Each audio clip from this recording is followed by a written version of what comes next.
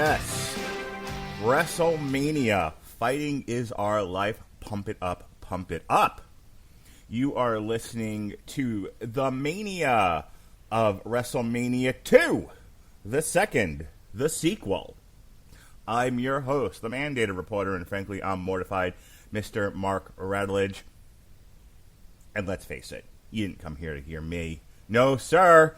I'm basically the Jimmy Hart of this podcast. I just run around going, hey, baby, with a megaphone.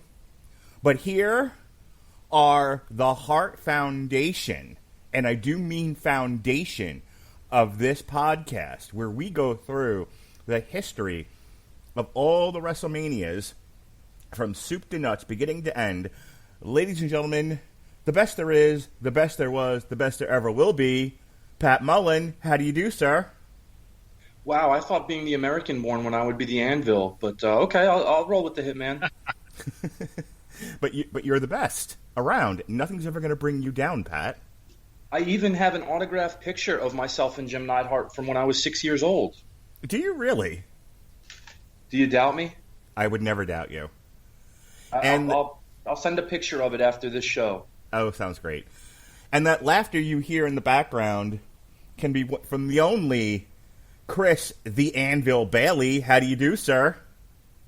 Well, this is what the world has come to listen to. Cue the sleazy trumpets, brother. We're here to talk about the worst WrestleMania of all time in recorded history. WrestleMania 2, baby. Oh, it wasn't that bad. I just watched it this morning. Ooh. I watched it this morning on the link you sent me, Bailey. I certainly think it's in the discussion. I don't have it as my personal worst, but it's definitely in the discussion. I mean, it's not one of the better ones. Anything that features Uncle Elmer and Adrian Adonis in a singles match is the worst. Sorry. No, that was the best match in the history of WrestleMania. It's like Benoit, HBK, Triple H, Eddie, Kurt Angle, Shawn, Kurt Angle. None of them are as good as Plowboy Frasier as Uncle Elmer versus adorable transvestite Adrian Adonis, who takes a forearm smash to the back and bumps like Shawn Michaels versus Hulk Hogan. It's the best. Let's talk further about Mark's love for hefty transvestites against hillbillies later on in the show. Yes, sir. All right, Pat. When we last left our heroes, they had successfully completed WrestleMania the first. And what comes next for this company? What is the first step towards the WrestleMania 2 that took place from 3 different locations? My old stomping grounds of the Nassau Coliseum in Uniondale, New York, in the center of the hood next to Hofstra University, Rosemont Horizon in the suburbs of Chicago, Illinois, and finally the Los Angeles Memorial Sports Arena in Los Angeles, California. So what's the first step? How did we get here? Well, there's 2 events that we need to talk about that precede this and succeed WrestleMania. After the closed circuit success of WrestleMania 1, which was massive, the next avenue that was being explored at this point was a fairly new one called pay-per-view. And the thought was, we have to do something to get into this pay-per-view medium, talk to the cable carriers who present this, and let's throw an event on there to see how another WrestleMania would succeed in a bigger format. And that event was called the Wrestling Classic. And it was held at the Rosemont Horizon in Illinois.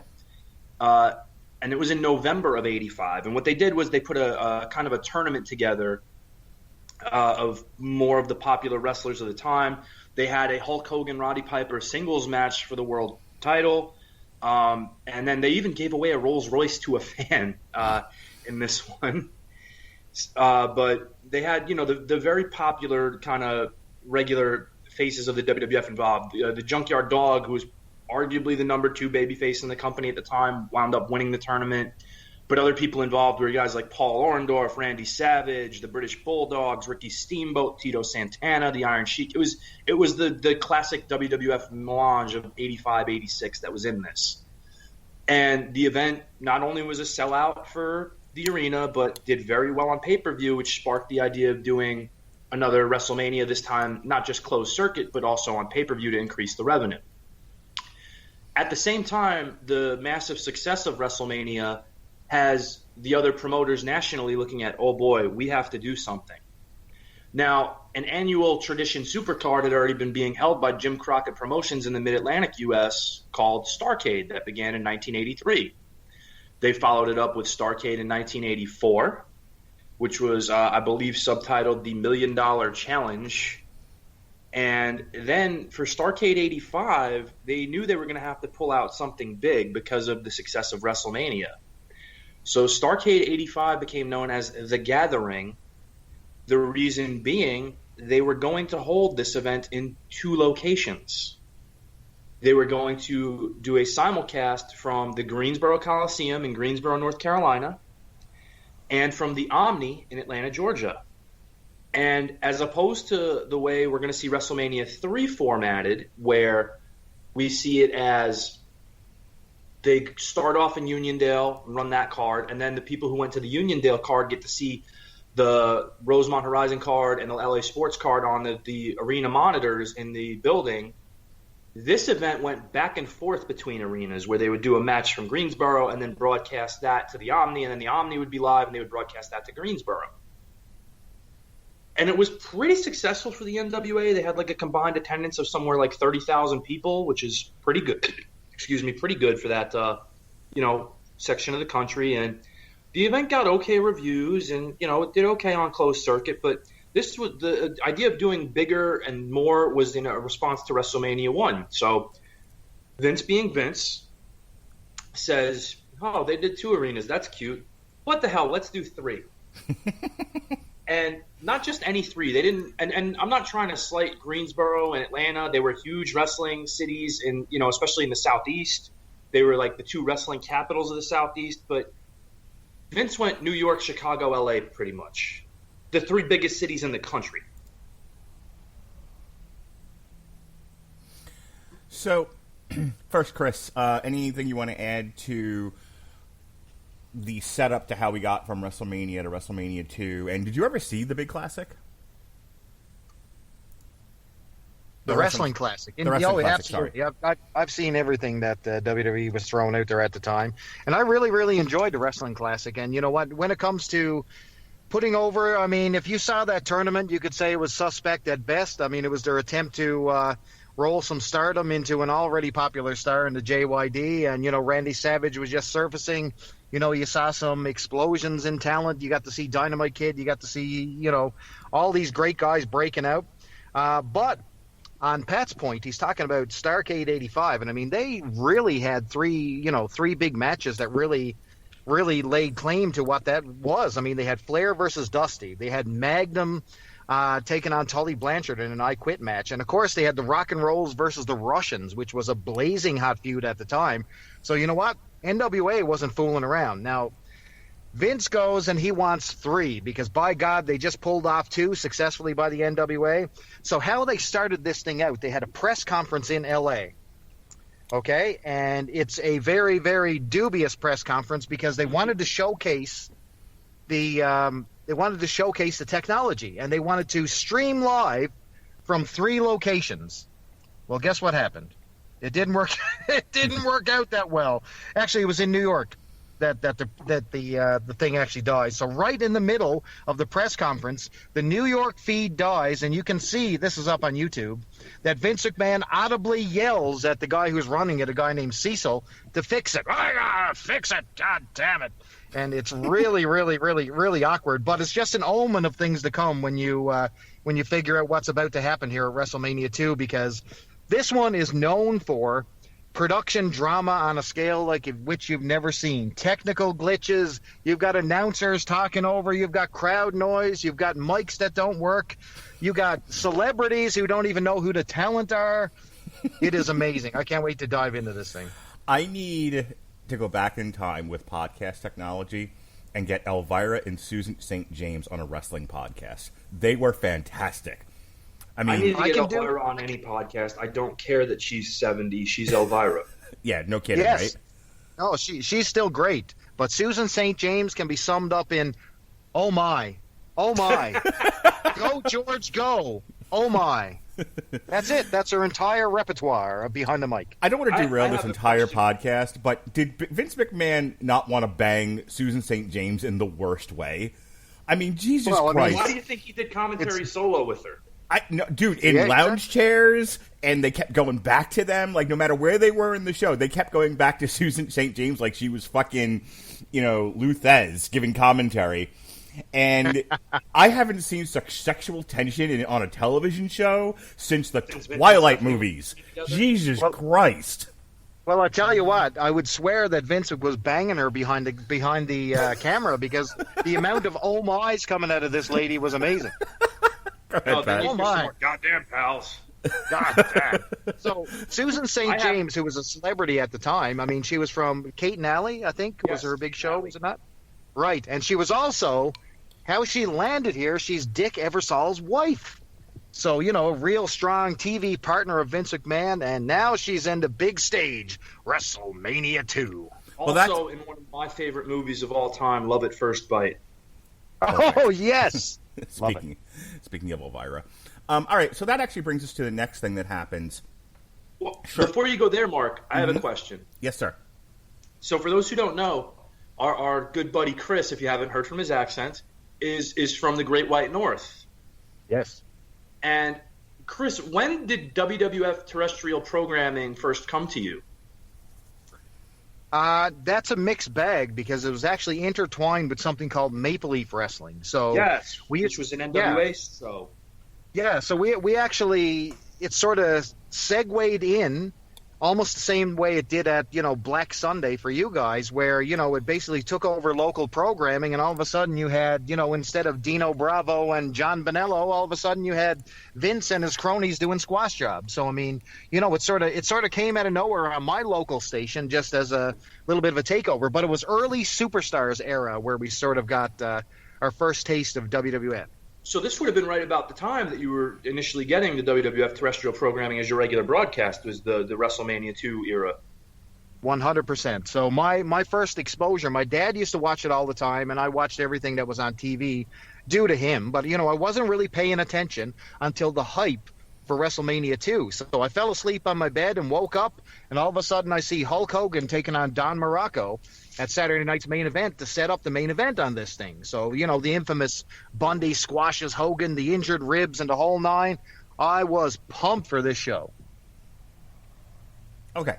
So the next piece of the puzzle that gets us to WrestleMania 2, in the shadow of the war to settle the score, the two MTV programs that we talked about on our WrestleMania 1 show, the aforementioned Dick Ebersol, partner of Vince McMahon, who worked with NBC, came up with a late-night replacement show for Saturday Night Live. And that show, Pat, was, of course, Saturday Night's Main Event, which airs its first show shortly after the first WrestleMania on May 10th, 1985, from the Nassau Coliseum in the aforementioned Uniondale, New York. So, Pat, what's the story of how we got from MTV to NBC and Saturday Night's Main Event?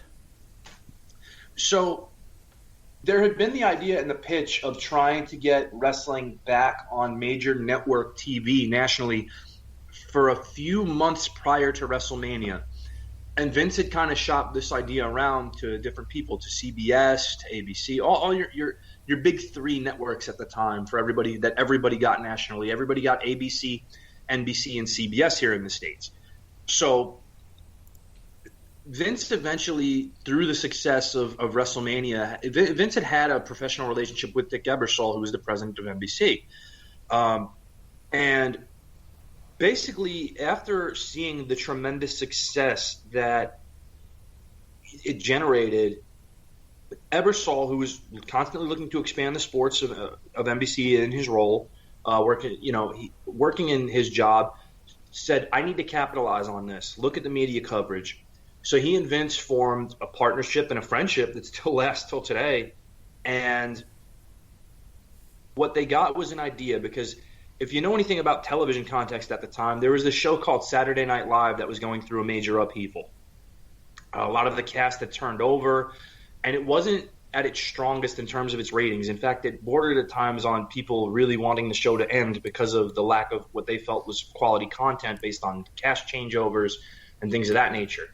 So what they did was they came to an agreement that rather than constantly have to produce all these episodes, he formed Saturday Night's Main Event to serve as this monthly replacement, and in doing so, he also stepped away from Saturday Night Live, which he had been a showrunner for, and decided to really end up his production era, and his principal category was Saturday Night's Main Event. So this gave Saturday Night Live a break, gave massive exposure to NBC, to the then WWF, generated a ton of ad revenue, and allowed for brilliant cross-promotion between the two. Did you? So, how much Saturday Night's Main Event are you familiar with from back in the day, Chris? All of it. I've seen every single episode. So right on from the very, very early days, right on to the very, very end, the poor end in the 90s, where didn't even resemble Saturday Night's Main Event. So, no. I mean, long history with that show. But, man, did that die early. That was a rating smash early on. They even did a couple primetime specials to spice things up. But it was never the same once it reached, what would you say, Pat? Would you say, like, early 90s when they really went into, like, the main event mode and it was just a watered-down version by that time? I think it really peaked out at, 1990 was probably the last real good year. And in 91, there was significant changeover in terms of the production. And then when NBC decided to pull the plug and they shifted to Fox for 2 shows, those shows were really not they didn't feel like Saturday Night's Main Event anymore. I think that's the best way to say it. This thing used to start out of the gate with the main event and, slowly segue into, like, the lower card matches, which was a different formula than we're used to. So you know what I mean? There was something in the water here, because I mean, you could start Saturday Night's Main Event and it could be like Hulk Hogan coming out of the gate and he's taking on Paul Orndorff in match number 1. I mean, it was just crazy times for wrestling, especially when you're used to seeing, just jobber match, on Superstars. So I mean, this was a shock to the system, seeing all these main eventers, just participating in non-jobber matches. It was a pay-per-view pretty well, every time they'd have Saturday Night's Main Event. I loved it. The first Saturday Night's Main Event, as I said, took place May 10th, 1985. It kicked off with the U.S. Express of Mike Rotunda and Barry Windham with Ricky Steamboat defeating Nikolai Volkov, the Iron Sheik, and George Steele, which was followed by, and he's going to be with the company for a while going into WrestleMania 2, Hulk Hogan with Mr. T. He is going to be around for a while, Hulk Hogan, yeah. Mr. T defeating Bob Orton with Roddy Piper by DQ. Boxing Bob Orton at this point in time. He'll get there in a second. Wendy Richter with Cyndi Lauper defeating the Fabulous Moolah. And then finally Junkyard Dog with Bertha Ritter defeating Pete Doherty. The second Saturday Night's Main Event, taking place from New Jersey, one of Pat's old stomping grounds, took place on October 5th, 1985. And we need to talk about this, Pat. We need to talk about this. And you had mentioned off air that you had a story that goes along with what we're going to talk about next, so this would be the time for it. First, Hulk Hogan kicked off the night, as Chris was saying. Right off the bat, they started off with the champion defeating Nikolai Volkov in a flag match. Uncle Elmer, formerly Plowboy Frasier, with Hillbilly Jim and Cousin Junior, took on and defeated Jerry Valiant. Paul Orndorff fought Roddy Piper. Just 50 words, if one of you guys remembers, Chris or Pat, what caused the falling out between Paul Orndorff and Roddy Piper and causing Paul Orndorff to turn face? Orndorff took the fall during WrestleMania 1, and they abandoned them. That's right. Piper blamed Orndorff for the loss at WrestleMania, basically. Okay. Andre the Giant and Tony Atlas defeated Bundy and Studd. And then finally, Chris Bailey's favorite tag team, Brutus Beefcake and Greg Valentine, the Dream Team, with Johnny Valiant, defeated Macho Man's brother, Lanny Poffo, and Tony Gurria. Now, one of the great wrestling things that happens is the on-air wedding. And I don't know if there was one before this, but I feel like this was a monumental event in terms of what we would get in future on-air wrestling weddings. on this Saturday night's main event, the second ever in the history of wrestling, former Plowboy Frasier, Uncle Elmer, legitimately married Joyce Stasko on the air. Yes, sir. We got ourselves a wrestling wedding here. Chris, what do you remember from Uncle Elmer's wedding aside from cake getting everywhere? Oh, just Piper at the height of his heelness.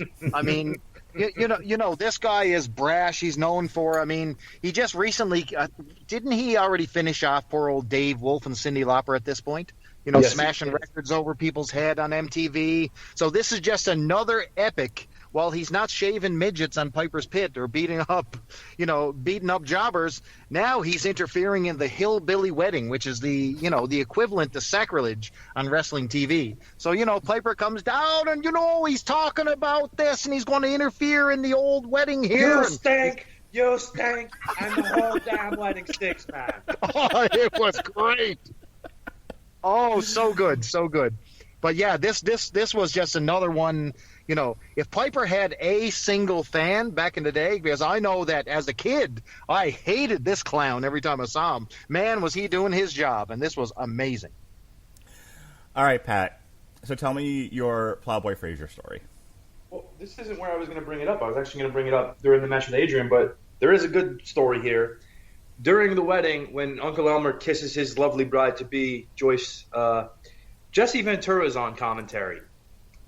And during said kiss, Jesse utters the line, "They look like two carp fighting over the same piece of corn." And Bill Murray sent him a note saying that was the greatest ad lib I've ever heard. But well, I'll jump ahead a little bit to Uncle Elmer, because Uncle Elmer is kind of doing the fill-in for Hillbilly Jim, who had broken his leg severely. But Vince still wanted a hillbilly character because we were trying to get every demographic, so white trash is part of it. So he's got Uncle Elmer, Plowboy Frasier, filling in for Hillbilly Jim essentially in that role. Can you do just a quick 1 minute on the history of Plowboy Frasier? Like, where was he most known in the territories? He was generally only known in Memphis as he was kind of like a big dumb hick that Jerry Lawler kind of took advantage of and used as a bodyguard type guy. And yeah, he was very well known in Memphis from the early '60s into the mid '80s when he got his run as Uncle Elmer. And so he's there and he's doing this stuff, whatever, and after WrestleMania 2 payoffs come out, he goes to the office and says, I think I deserve a little more money than this, and I'll leave if I don't get it. And they said, okay. And on an episode of Saturday Night's Main Event that was being taped that day, he lost to King Kong Bundy in a minute and was never seen again. Yep, he lasted about a year. All right, so another element that leads into WrestleMania 2. Now, WrestleMania 2, as I said before, is headlined by Hulk Hogan versus King Kong Bundy in a steel cage. King Kong Bundy is the main heavy in the Heenan family, which starts to develop between WrestleMania and WrestleMania 2. Chris and then Pat, how did we get? What are the beginnings of the Heenan family, and how do we eventually get to where we got to? Where at the infamous Saturday Night's Main Event and 2 more episodes where Hogan gets the big splash. Tell me how the Heenan family comes together. So the Heenan family, you can actually talk about that it was I'd say given its birth in the AWA when he's managing Bockwinkel. So he's talking about the family as far back as that. So when he gets to the WWE, he starts, grouping together talent. He's in negotiations with Jimmy Hart. He's taking the Big John Studs. He's grabbing the King Kong Bundys. He's doing it all. And, eventually he forms the family. And they'll come in different incarnations all the way through the 80s. It'll come in different forms, different people popping in and out as Paul Orndorff and Rick Rude and Ric Flair, you name it. There's people that are in there, Haku, you name it. They're in the Heenan family. So, and it's also, when you're talking about Hogan, he's always got to have somebody to play off. And the Heenan family were the perfect foil because they could rotate people in and out on a regular basis to fight Hogan. So, the Hulk Hogan-Bobby Heenan feud basically generated during his feud with Nick Bockwinkel and just carried over to WWE. So there you go. Just different players. Pat, how much insight do you have on the idea of they needed to, Kevin Nash has talked about this. He's referenced it in how they were going to try to redo it in the late 90s, early 2000s with Hogan, with Goldberg rather, on Nitro. But he talked about, like, you need a machine full of bad guys for the good guy to fight. And the early, the beginnings of, from WrestleMania forward, really until Savage and the Warrior, so these first, like, 3 to 4 years of, the post-expansion WWF is defined by Hogan versus the Heenan family. Have any insight as to why specifically they went in that direction with Heenan in particular? Why they were like, let's get these guys versus these guys in there with Hogan, and why that took up so much of the television time? As Chris referenced, this goes back to the AWA with Hogan's feud with Nick Bockwinkel primarily being the setting, but also working with other Heenan guys at the time like Bobby Duncombe, Masa Saito, among others. Hogan had a good history with Heenan. They drew a lot of money together. Hogan liked working with Bobby Heenan. Bobby Heenan liked working with Hulk Hogan. And again, not to slight anybody, Jimmy Hart's a great manager. I think he's actually underappreciated for everything he could do. Mr. Fuji, who is never realized as a great manager, but his character set guys up very well. Heenan's the best. So why are you not going to take the best and put them in with your biggest moneymaker, who Hogan can make these guys seem like credible threats with how he works with them. Putting somebody with Heenan, who had immediately been established as the top guy, gives them an extra aura of credibility. And then on top of that, these guys who aren't necessarily the strongest verbalizers or communicators have the best communicator and verbalizer arguably ever with them to establish them further. It's a smart system. And I forget who came up with the term originally, but they called it the Monster Factory, which is also the name of Larry Sharp's training school. But it was essentially the Monster Factory where Heenan could get this guy elevated, they get him warmed up, they heat him up, they get him into the program with Hogan, they do the round the horn, everything's cool, on to the next. And it was a really good, easy system. And there were, change-ups thrown in every now and then where Hulk would work a program with Randy Savage in between, Heenan guys, or he'd work with Adrian Adonis with Jimmy Hart instead of Heenan guys. But largely the big programs came back to Bobby Heenan.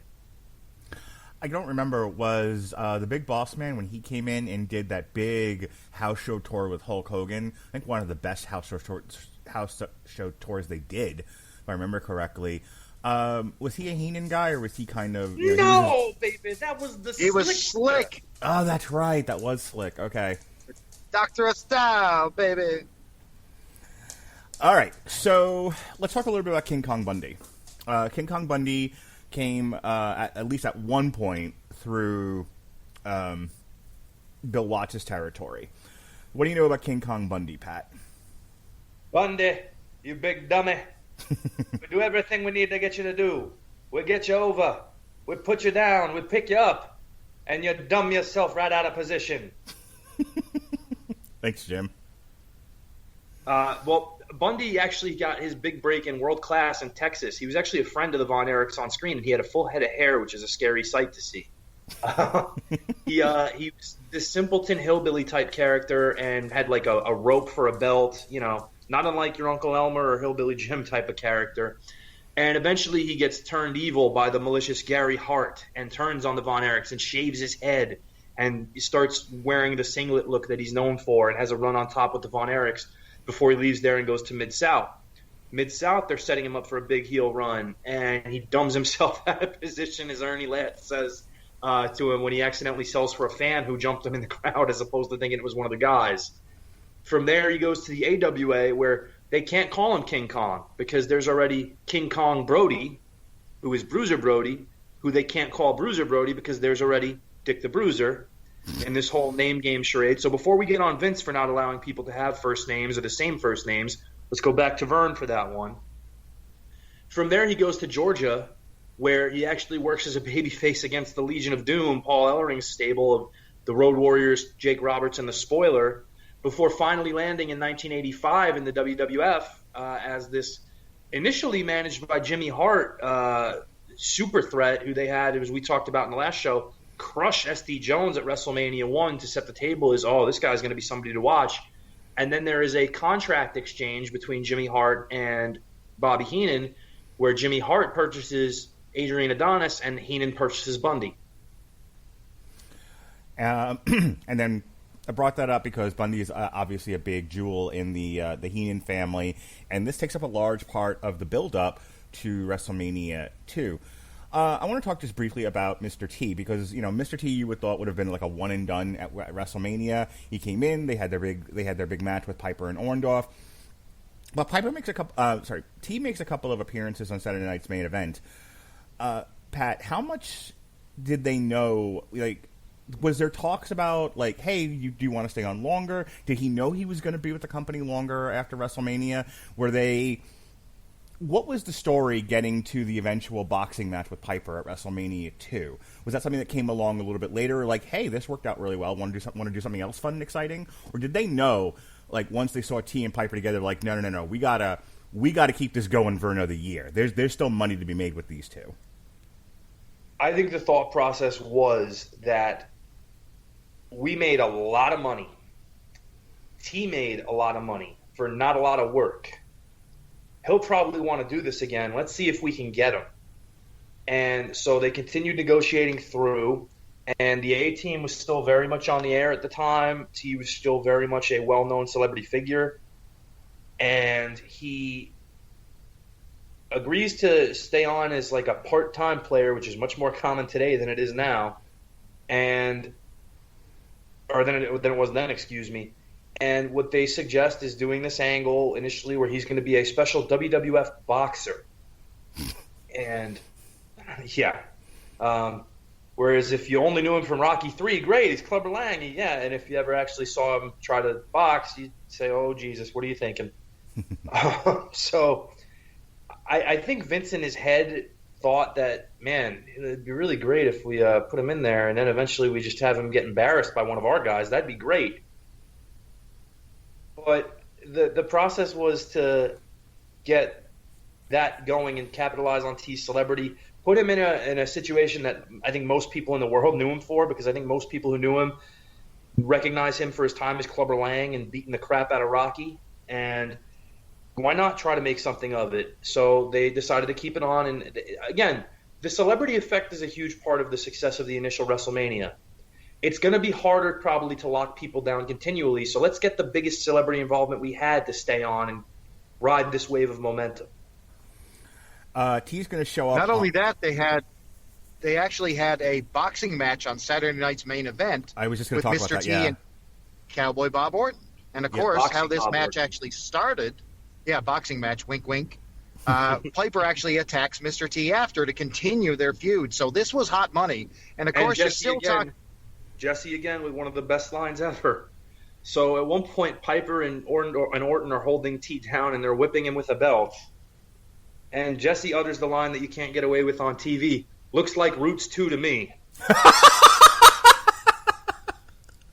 Oh, that was only the start of it. Piper's interviews in this, which we'll get into, are far worse than the Roots comment. Holy ding dong. Pat, I'm sorry, Chris Bailey. What are your memories of Mr. T? Did you get the A-Team up in the Great White North? Oh, hell yes. We had all that stuff. We don't live in igloos, despite the common sentiment. But yes, absolutely. Mr. T was a huge star. I mean, A-Team was huge. You know, he appeared on Saturday Night Live with Hulk Hogan.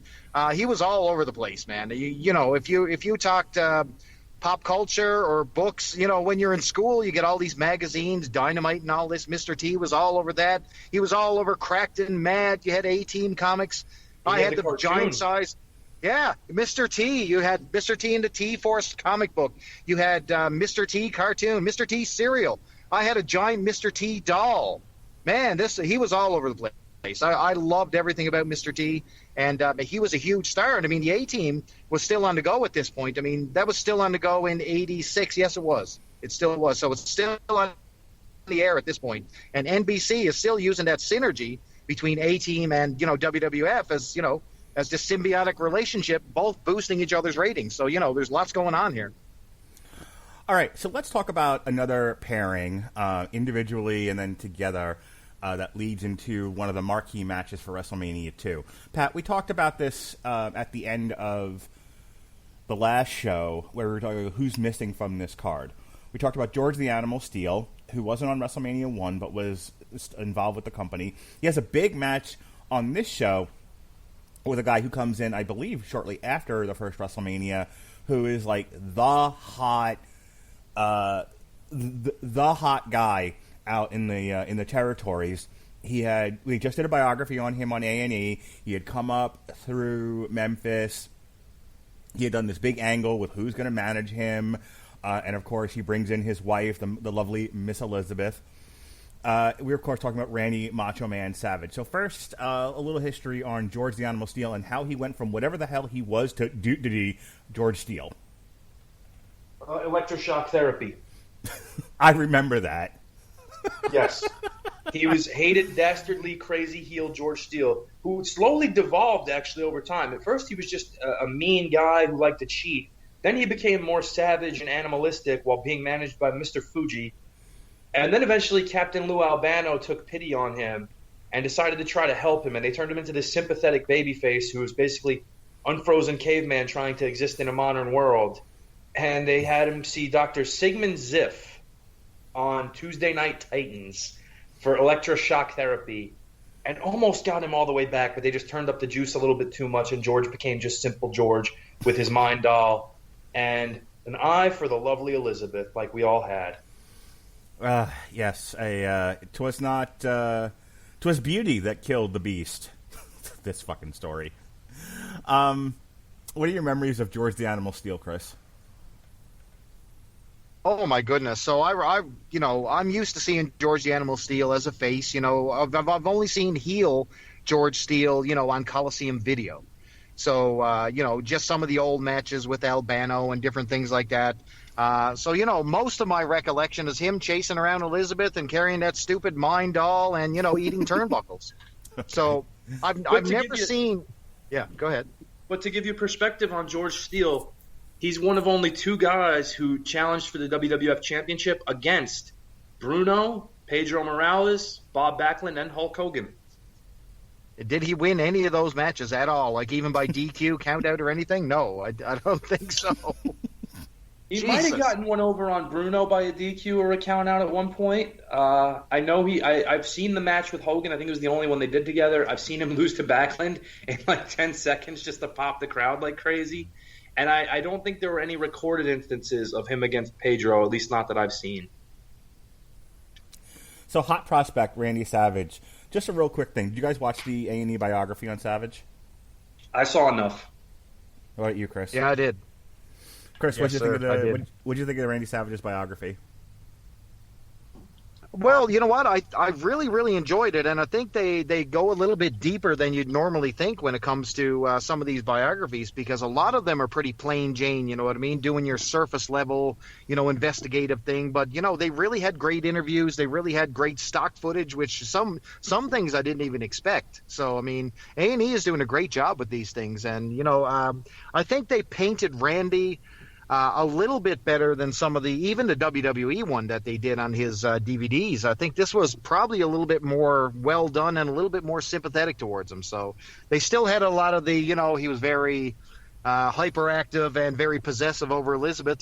Those elements were still there. But overall, I think they did a better job in creating the sympathetic Randy Savage.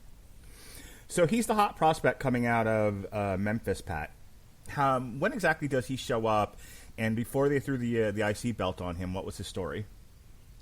He came into the Federation in June of 1985, so just a few months after WrestleMania.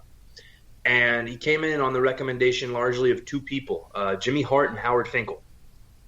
And Randy, they see the talent and they see the character and the presentation, and they love him. And they want to do this angle where he's this hot free agent, and all the evil, dastardly managers of the time, Jimmy Hart, Bobby Heenan, Johnny Valiant, Mr. Fuji, Freddie Blassie even all try to sign him.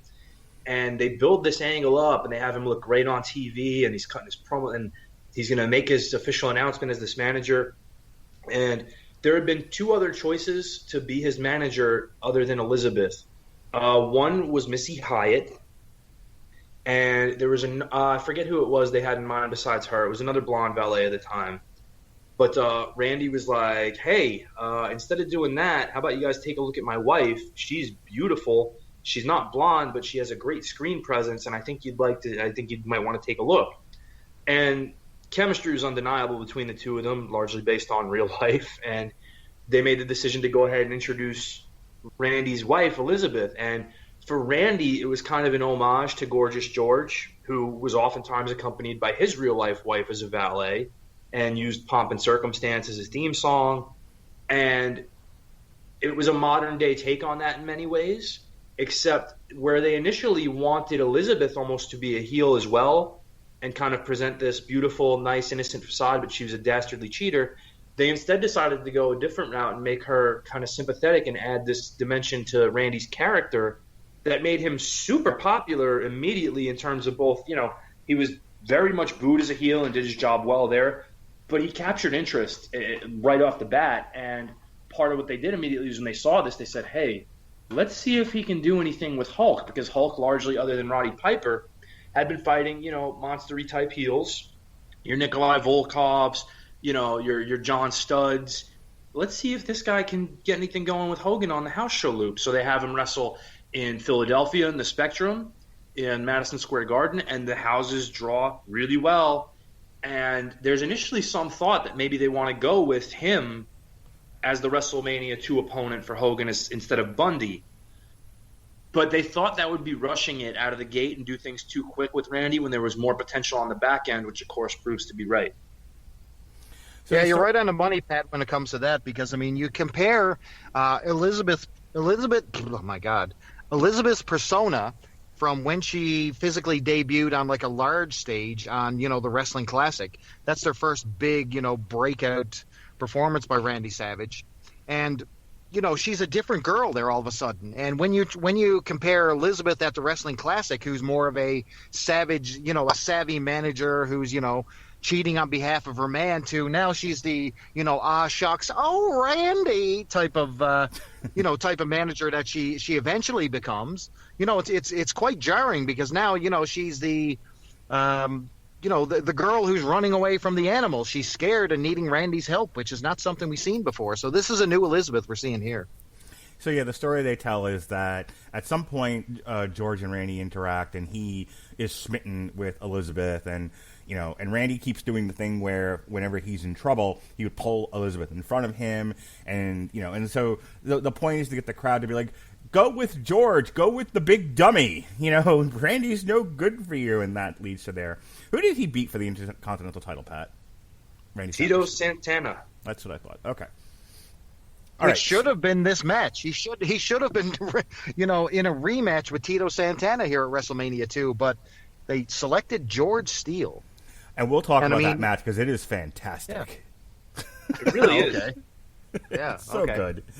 Boy, if you're not a work rate snob and you can just enjoy the theatrics of WrestleMania 2, this is a lot better than people think it is. I think the problem is, and it may be for you guys too, I don't know, but I know for me, I wasn't looking for best bout machines. I was looking for the sort of the leaning into the cartoon theatrics that the WWE would become known for.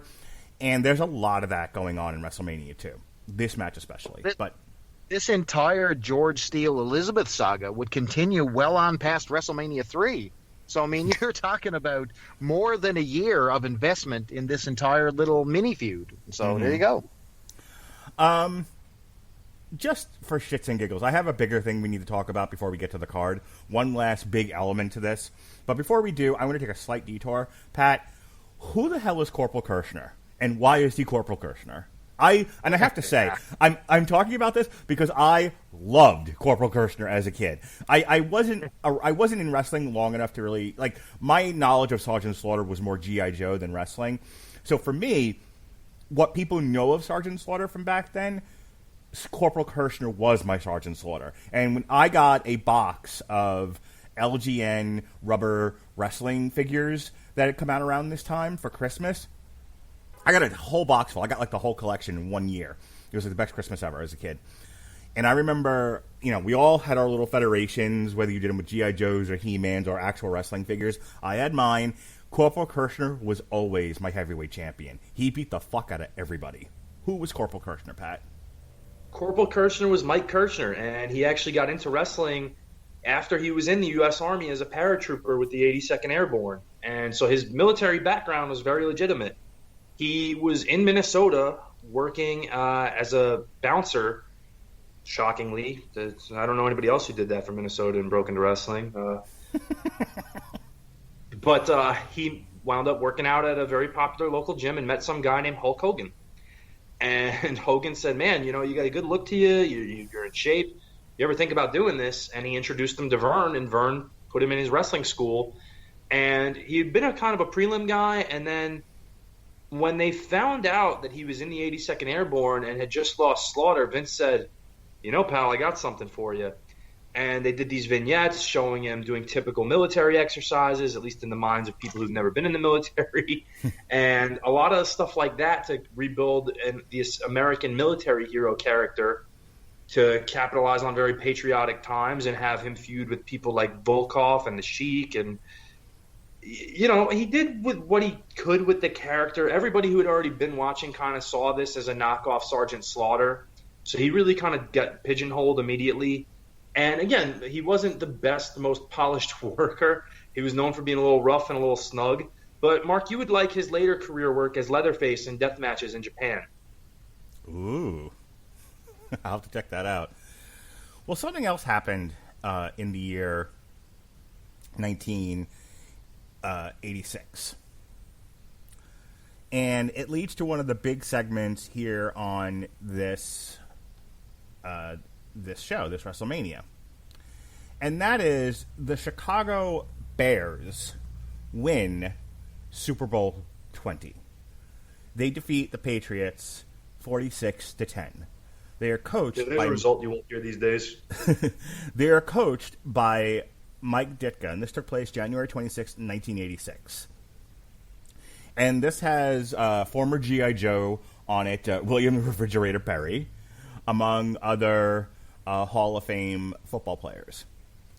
So, Pat, relevant to WrestleMania 2, a bunch of these guys show up in the Chicago Battle Royal segment of WrestleMania 2. How did we get from the Bears won the Super Bowl to let's have a bunch of Bears in the Battle Royal? I wish I had a good answer for you. Again, we're looking for celebrity effect. We're looking to get people into the ring, like Mr. T. The thought was, well, football players are, similar in size, and we've got all this, we've got the Chicago Bears and the Super Bowl Shuffle, and Refrigerator Perry was a very well-known media figure at the time. He was definitely a character, someone that you'd want involved in being a pitchman and things of that nature.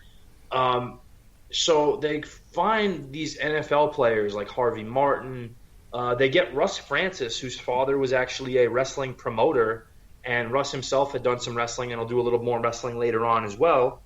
And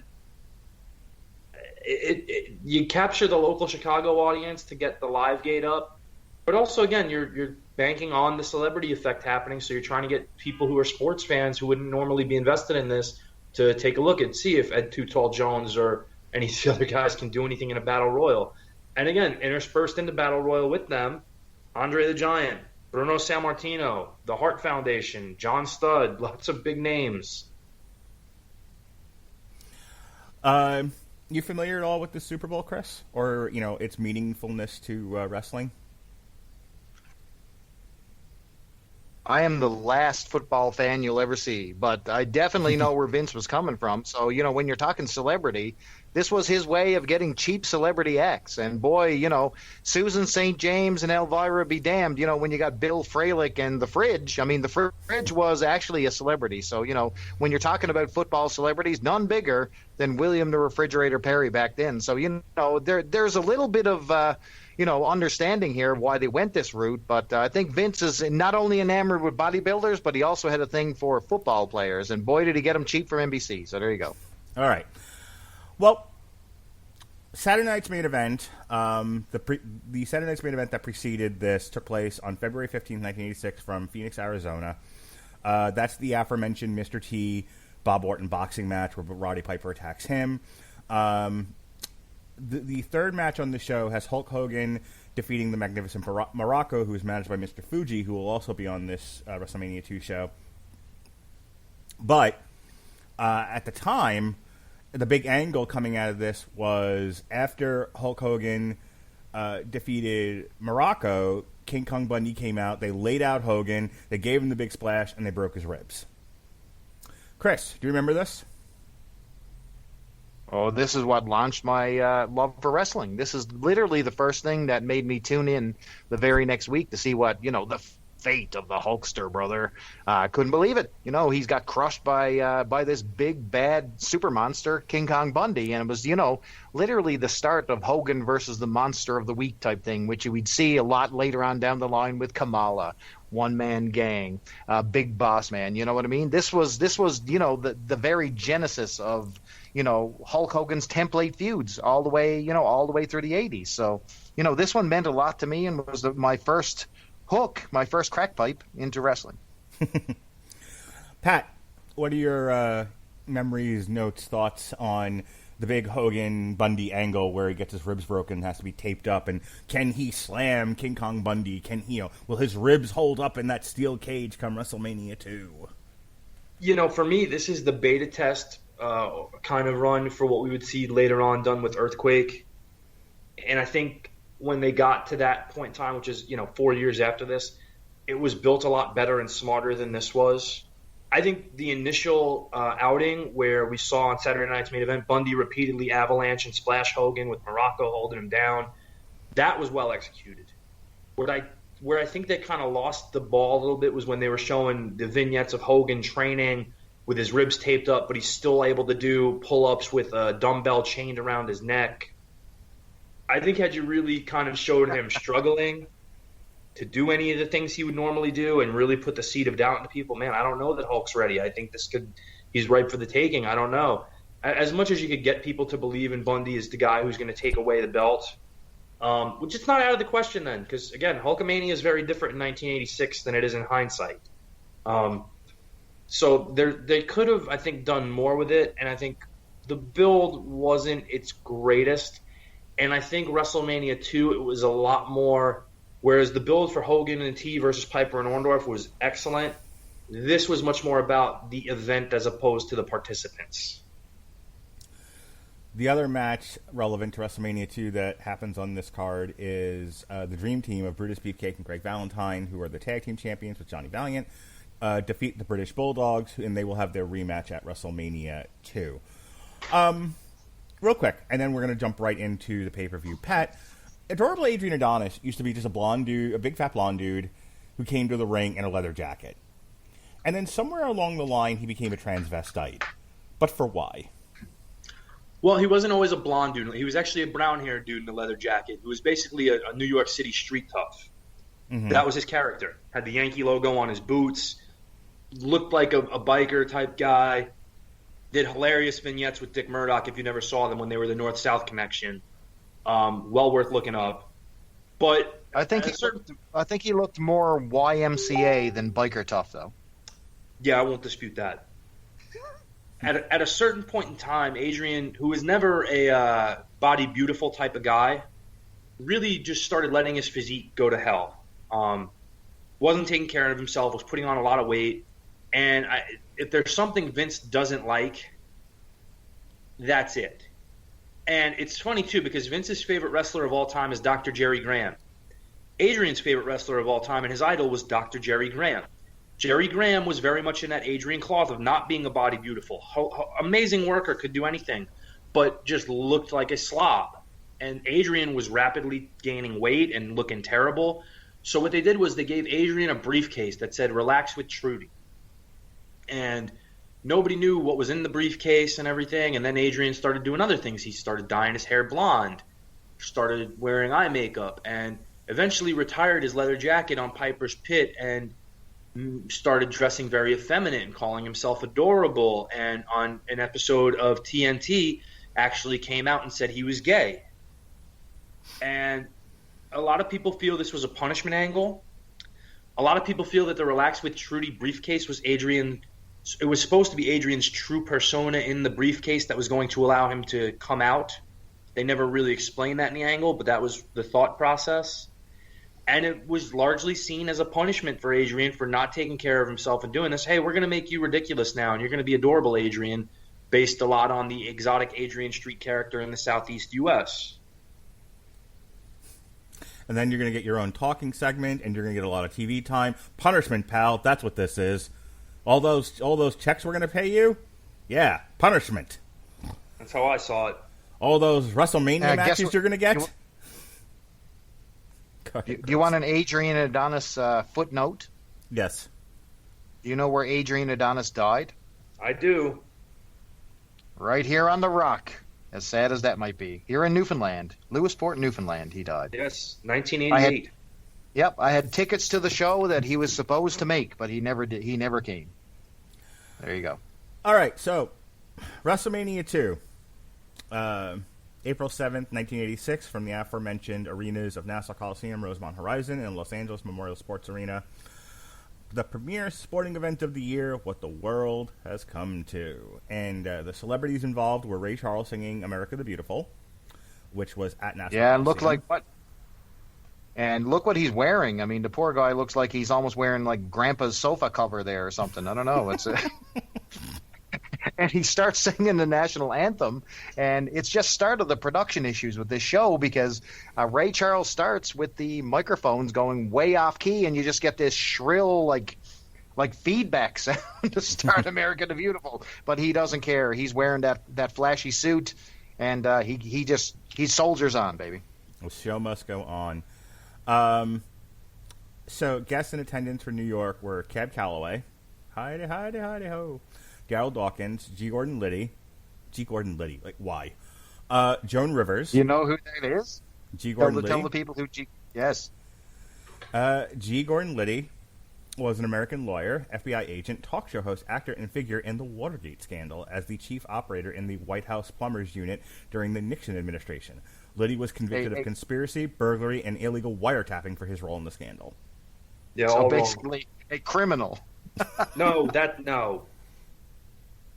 Yes, he was. Not criminal if you do it for the good of the country. A hardened criminal was on this show, ladies and gentlemen. We're not talking about Jimmy Snuka. I concede. Moving on. Joan Rivers, who people, and she's kind of a joke now, but back then she was like the height of comedian. Yeah, Joan Rivers in her day was like an edgy comedian. People don't know that because they know her for like her more mainstream appearances and whatnot, and what she would later become known for. But like Joan Rivers in the golden age of comedy was female Rodney Dangerfield. Yeah, she was as biting and as dirty as they came. Smokin' Joe Frazier, and if you want to hear all about Smokin' Joe Frazier, you can check out Pat and I talking about him on the history of boxing. Lou Duva, Herb, and the aforementioned Susan St. James. Oh my! Do we want to go into Herb? Who the fuck is Herb? Burger King. That's exactly it, Mark. Go ahead. Chris, do you want to jump in on this, or do you want me Sure. to do it? So this was a marketing campaign for Burger King. And basically, if you came in, they decided that the only person who's never tried a Whopper was a gentleman named Herb. So if you came into Burger King and said that you weren't Herb, then you got a Whopper for 99 cents. But the only thing was that nobody knew what Herb looked like. So he didn't even make his debut until I think it was a Super Bowl. So another thing was you'd get a free meal if you saw Herb sitting in a restaurant. I think that was another stipulation, but it was one of these marketing gimmicks that just went to complete and utter shit. But yeah, so if you weren't Herb, you got your Whopper for 99 cents, basically. He was the Miller Lite catfight girl of this WrestleMania. Which actually had the "Where's the Beef" lady on it. She's there Claire too. Howard, yes. Yeah. Along with Dick Butkus, the aforementioned Dick Butkus, Ed Jones, Ozzy Osbourne, who came out with the British Bulldogs, Bill Fralick, Early Holmes, Harvey Martin, Jim Covert, Russ Francis, William Perry, who were all in the Battle Royal, and Kathy Lee Crosby. In L.A., we had Ricky Schroeder of Silver Spoons, one of Pat's favorite shows. Theme song, anyway. Robert Conrad, Tommy Lasorda, and the vivacious Elvira. Loved Elvira as a kid. Can we just talk a minute about we Elvira? all still love Elvira. Who we kidding? Oh my God! Did you ever, Chris? You ever watch the little horror show that she did, where she would show the horror movies?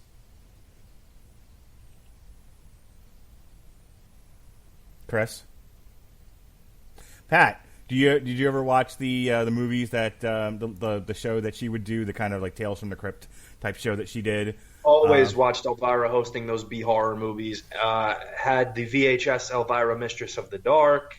I was going to ask you, did you ever see Mistress of the Dark? I saw that as a kid. That's great. Yeah, loved it. One of my brother's favorite movies. Also saw the sequel that finally came out years later.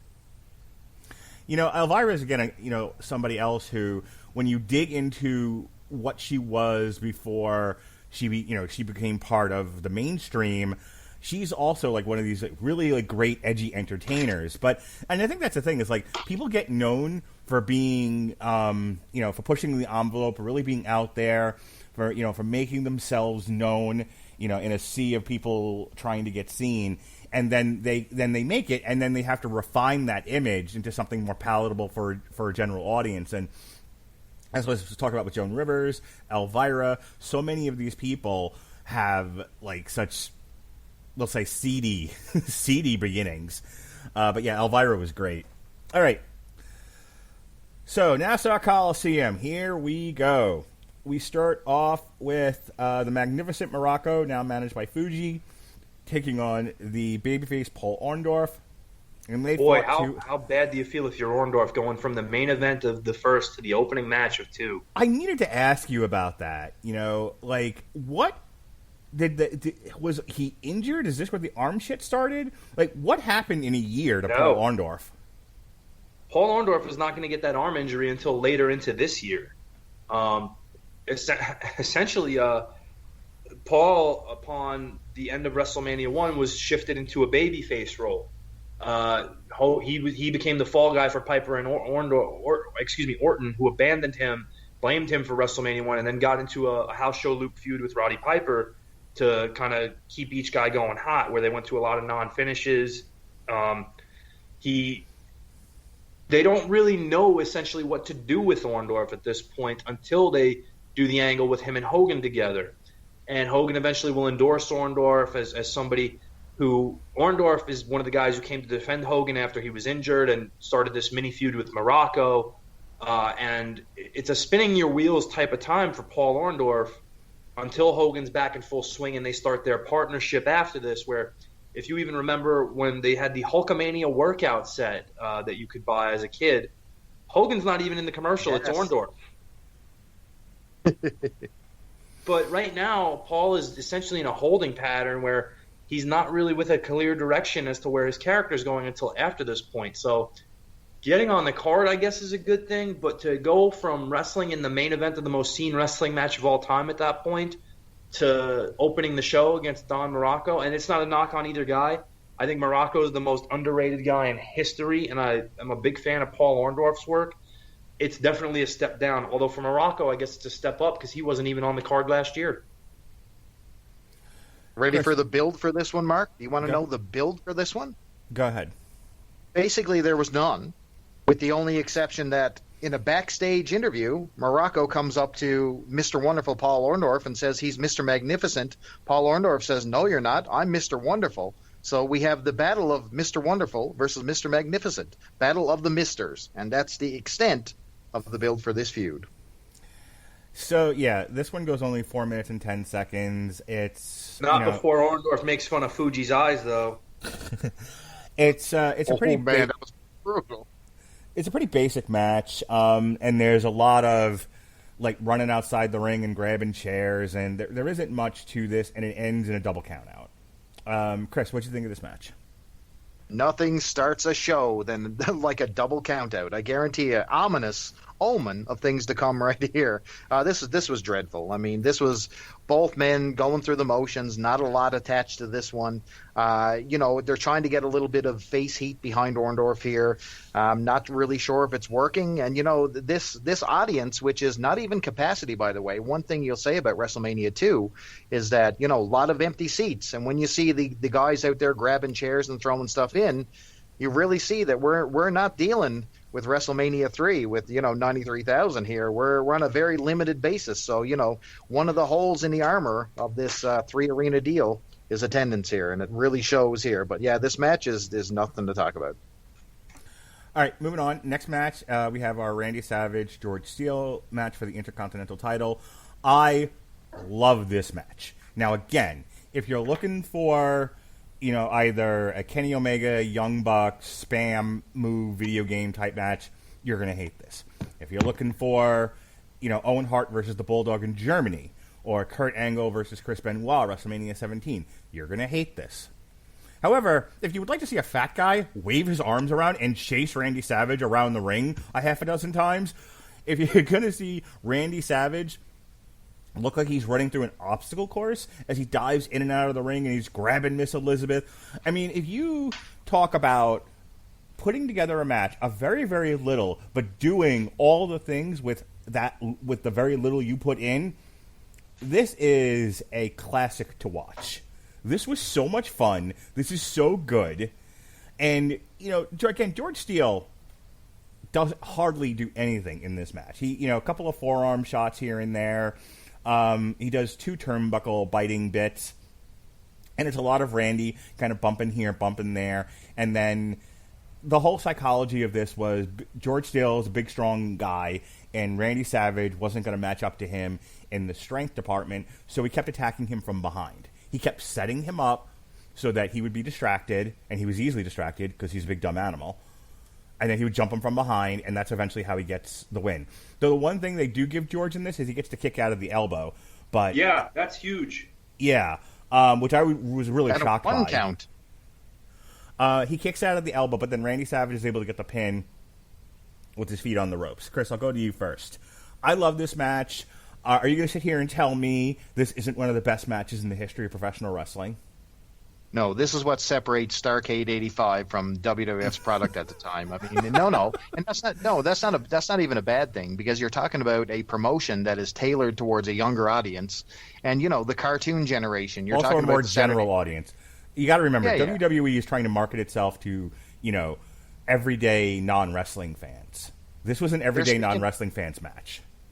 Yeah, and not only that, they're speaking to, the folks who were up in the cheap seats, up in the nosebleed. And this just basically tells you, that exact story of, Beauty and the Beast. You got George Steele entranced with Elizabeth. And, I think they do a really good job of that because, as a kid, I recall this being epic. I really, really wanted to see this match. And I was actually pretty upset that, Randy Savage got the win here. Poor George never seems to come out on top. And I just wanted Elizabeth just to take the flowers once and give George that kiss. And we never got it. Damn him. Pat? I love this match. I do. I think the psychology, as you pointed out, is actually very, very reasonable to set the stage, because George is a crazy, unstable monster who is a physical powerhouse that Randy is not going to be able to attack head on, nor does he really know what to expect because George is unstable. So he has to be very crafty and cheat and sneaky and duplicitous and use his athletic advantages like speed and agility where they find their home. And for how limited George was, especially at this time when he's getting up there in age and starting to have a battle with Crohn's disease, what they were able to get out of this, the mileage they get out of this match and this angle is insane, and says a lot to Randy as a performer that he was able, and knowing Randy's reputation for liking to plan things out ahead of time, knowing that he could put this together with George is really, really great. I think it's a fun sprint. It doesn't go very long, nor should it. It's about 5 minutes, but while it lasts, I think it's a lot of fun, and I'm sorry, but I'd rather watch this than the majority of Flair Dusty matches where it's the same old thing over and over again. So, Jake Roberts... They get another year out of this. Yeah, they do. Still, yeah, it goes on for another year. They just incorporate Steamboat into the whole thing, so there you go. Jake Roberts entered the company at what point after WrestleMania 1, Pat? He actually only is fairly recent to the company. I believe he debuts in February of '86, if I'm not mistaken. MSG, yeah. He had 2 matches before this, televised anyway, MSG in Boston. Yeah, I think it was with Lanny Poffo was with one, and Scotty McGee might have been the other, if I'm not mistaken. Got it. Absolutely. And he debuted with the Snake? Yes, he did. Okay. Yes. No music though, so none of the no. And at that point, they haven't even named the DDT. So there you go. So he's on the card because he's a big get from the territories, and they want to give him a big win, and so they give him a squash over a big guy, ex-football player George Wells, and Jake just rolls over him, dumps the snake on him, and that is the whole point of this match. Big win for Jake. Get the snake out of there, make the snake look vicious, because we're going to do lots of shit with the snake over the next couple of years, so that's what we're here for. Chris? Do you know, Pat, who was supposed to be in this match, and it wasn't George Wells? This is one of those things where, boy, this could have been a lot better than it was. Do you know the history of who was supposed to take on Jake the Snake at this show? I'm trying to think who's on the show. Are they on the show?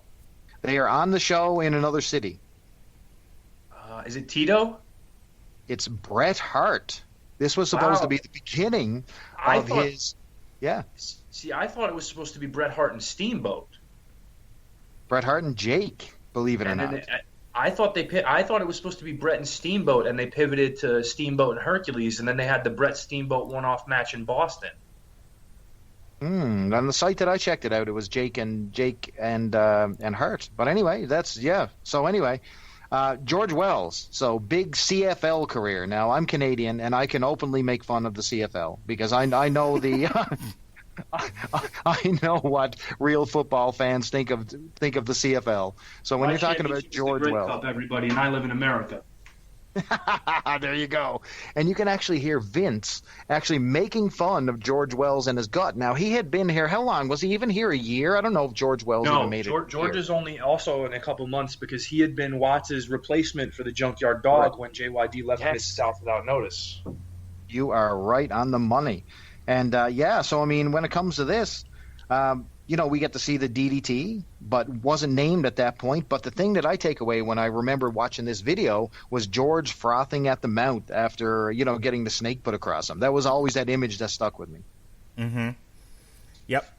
That's what I mean by they're going to do a lot with the snake, and so they want to get it over as being vicious. I mean, think about one of the big things that they do with the snake is when it bites Randy, and then Randy starts frothing at the mouth. So this becomes a thing. Randy was always frothing at the mouth. Who we kidding? It was extra frothy. Anything else about this match, Pat? No, I'm with Chris. The thing that always stuck out to me as a kid is seeing him wrap Damien around George Wells and the Alka-Seltzer tablet that foamed at the mouth caused it like, oh, this guy there's something up with this guy. I need to watch this because it's never been done before. All right, next is the boxing match. This is your main event of Nassau Coliseum. Mr. T versus Roddy Piper, which actually goes 4 rounds before it descends into utter chaos. Oh my god, this fucking boxing match. Okay, so there's a lot of Mr. T kind of doing the Karate Kid 2 punching thing with the drum into Roddy Piper's sides. There's a lot of that. There's a lot of Roddy Piper like pushing the ref and sneaking the jabs in there. At one point, they do like a punch for punch thing where they literally just stand in front of each other, arms down, and just swing one single punch until I think Mr. T finally took the worst of that. Roddy Piper throws his stool at Mr. T at one point. And this finally ends in the 4th round, where Mr. T had taken a good beating in the first couple of rounds of this. He eventually turns it around, and Piper starts getting worse for wear. At which point, Piper loses his patience. He shoves the ref. He body slams Mr. T, and the whole thing ends in chaos. I mean, you should not judge this as a boxing match. This is essentially, it's one of those where it's not so much a match as it was an angle that played out in the ring. And, for entertainment purposes, Roddy Piper and Mr. T were, whether they hated each other or not for real, were magic in the ring together. They were such good antagonists of one another. Boxing, for people who don't really enjoy it, may not be the most interesting thing ever, and they made it fun, and they made it broad for a wide audience, and I think that's important here. I think this is the kind of match that gets judged harshly because it's not fucking Ali Frasier, but it's not supposed to be. It's supposed to be broad entertainment for a general audience, and they delivered that with aplomb, Chris. Oh boy, did they ever. One of the couple things that stand out here, like you said, this can't be judged as just a straight boxing match, but it starts right at the beginning where this one starts to go off the rails. So, the crowd, as soon as Piper's headed to the ring, he gets half cheered. And same with T. So, I mean, both guys start out, basically as fan favorites, which devolves into Piper becoming almost a full-fledged face by the end of this one, because you get all kinds of Piper chants. But another thing you get is Joan Rivers is doing the announcing. She actually introduced Bob Orton as the ace comedy and funny man, Bob Orvin. Not even joking. I think it's a deal where she couldn't read the cue card. I loved her getting in bouncing step with Piper as Piper's warming up in the corner and Joan's just bouncing with him. This was a bit of fun. I mean, let's face it. I love the intensity between the two when they're throwing stools at each other, and at certain points it seems to degenerate into an actual fight. They were both sent to train as actual fighters for this match. Yeah. Piper went to Lou Duva's camp in Vegas, where at the time, Duva's got the majority of the 1984 American Olympic team who are turning professional. So the guys in that camp at that point in time are names like Evander Holyfield, Meldrick Taylor, Pernell Whitaker, Tyrell Biggs, David Braxton. And Piper's in camp with these guys. And I read Lou Duva's Piper book. A Golden Gloves boxer anyway? And that's the other thing. Roddy, as a teenager, had gotten into the Golden Gloves in Canada and had fought provincially there. So Piper had a boxing background. And so I read Lou Duva's book a few years ago after he had passed, and he does talk about this in the book. And he said Roddy would annoy him because he would make every excuse in the morning not to get up and train. But eventually, when they finally got him out of bed, Roddy would go do what he needed him to do. He would do his road work. He would come in, work the bag, work the pads. They didn't really have him spar because of the instance. They didn't want anything to happen to derail the event.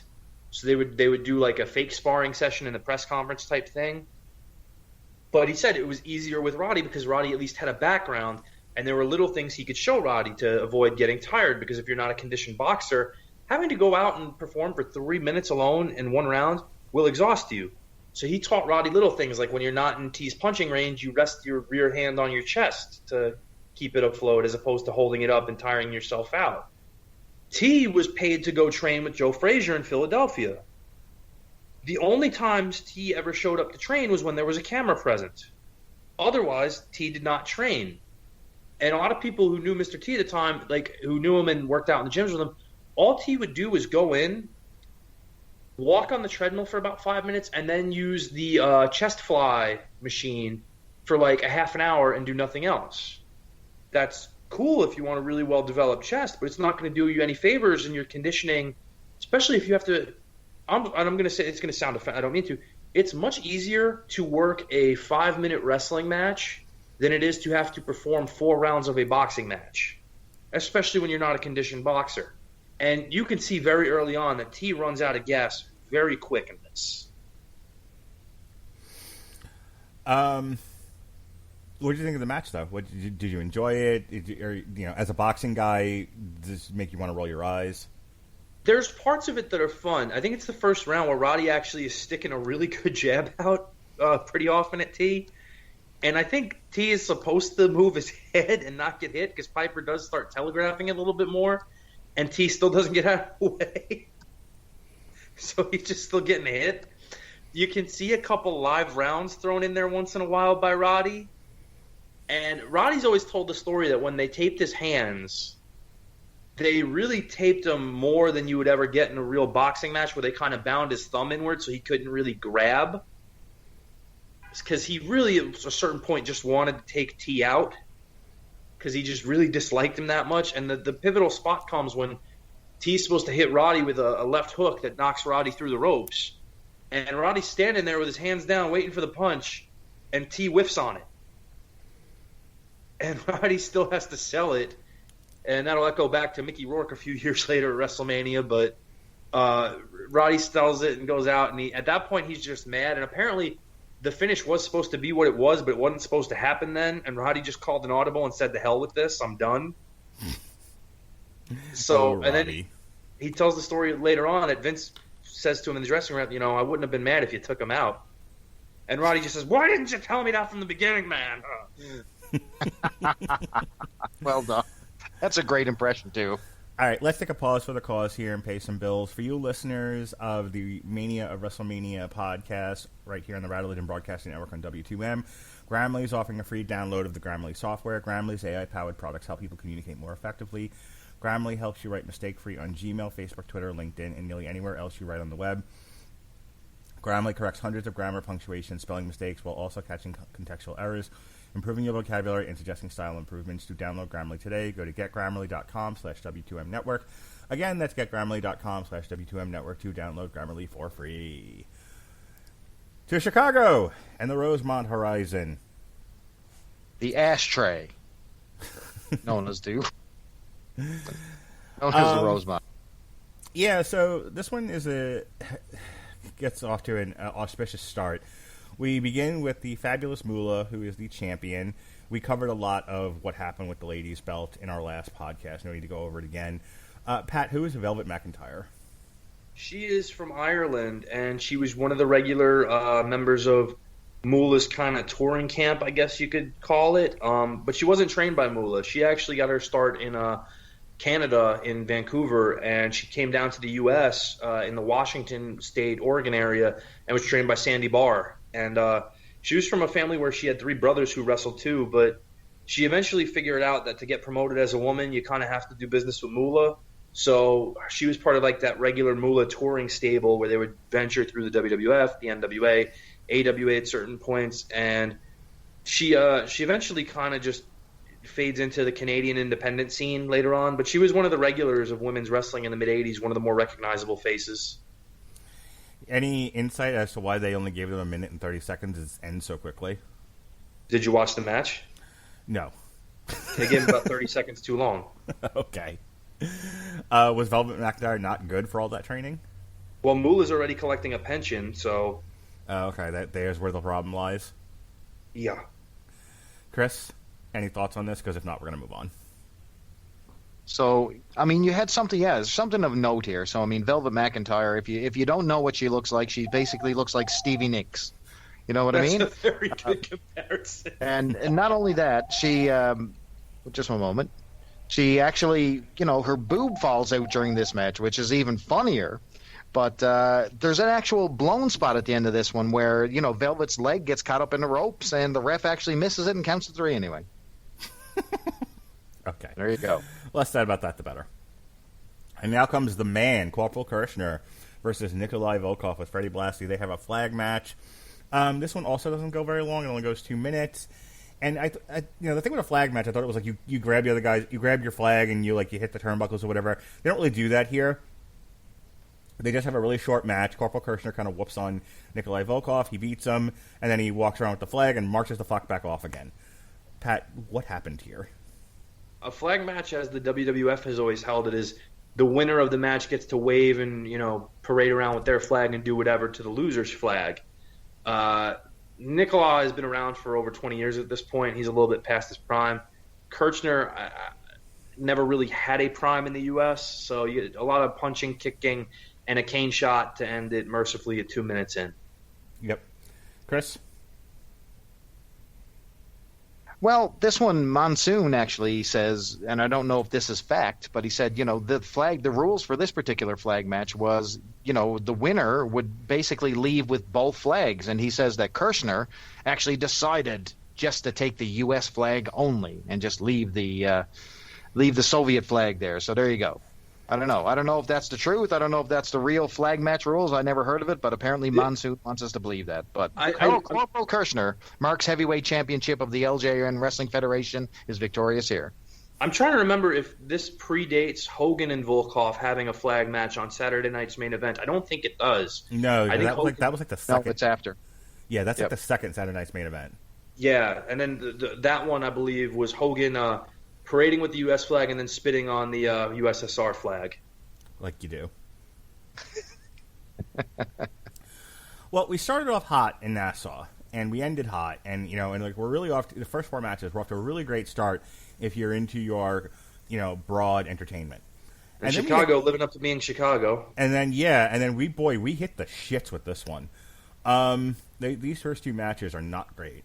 And then comes the Battle Royal, the Andre the Giant special, and the big treat here is that this is where you have all the NFL guys in there. There were William the Refrigerator Perry, a bunch of other ones. They had actually done like a pre-match interview with Big John Studd and one of the guys from the Chicago Bears, which is really funny. It made me laugh because like John Studd's just trying to like.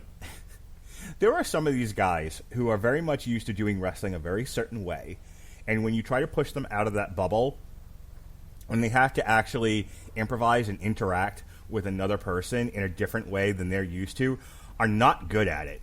And they tried with Big John Studd, and Big John Studd is about as concrete as the sidewalk. Holy cow.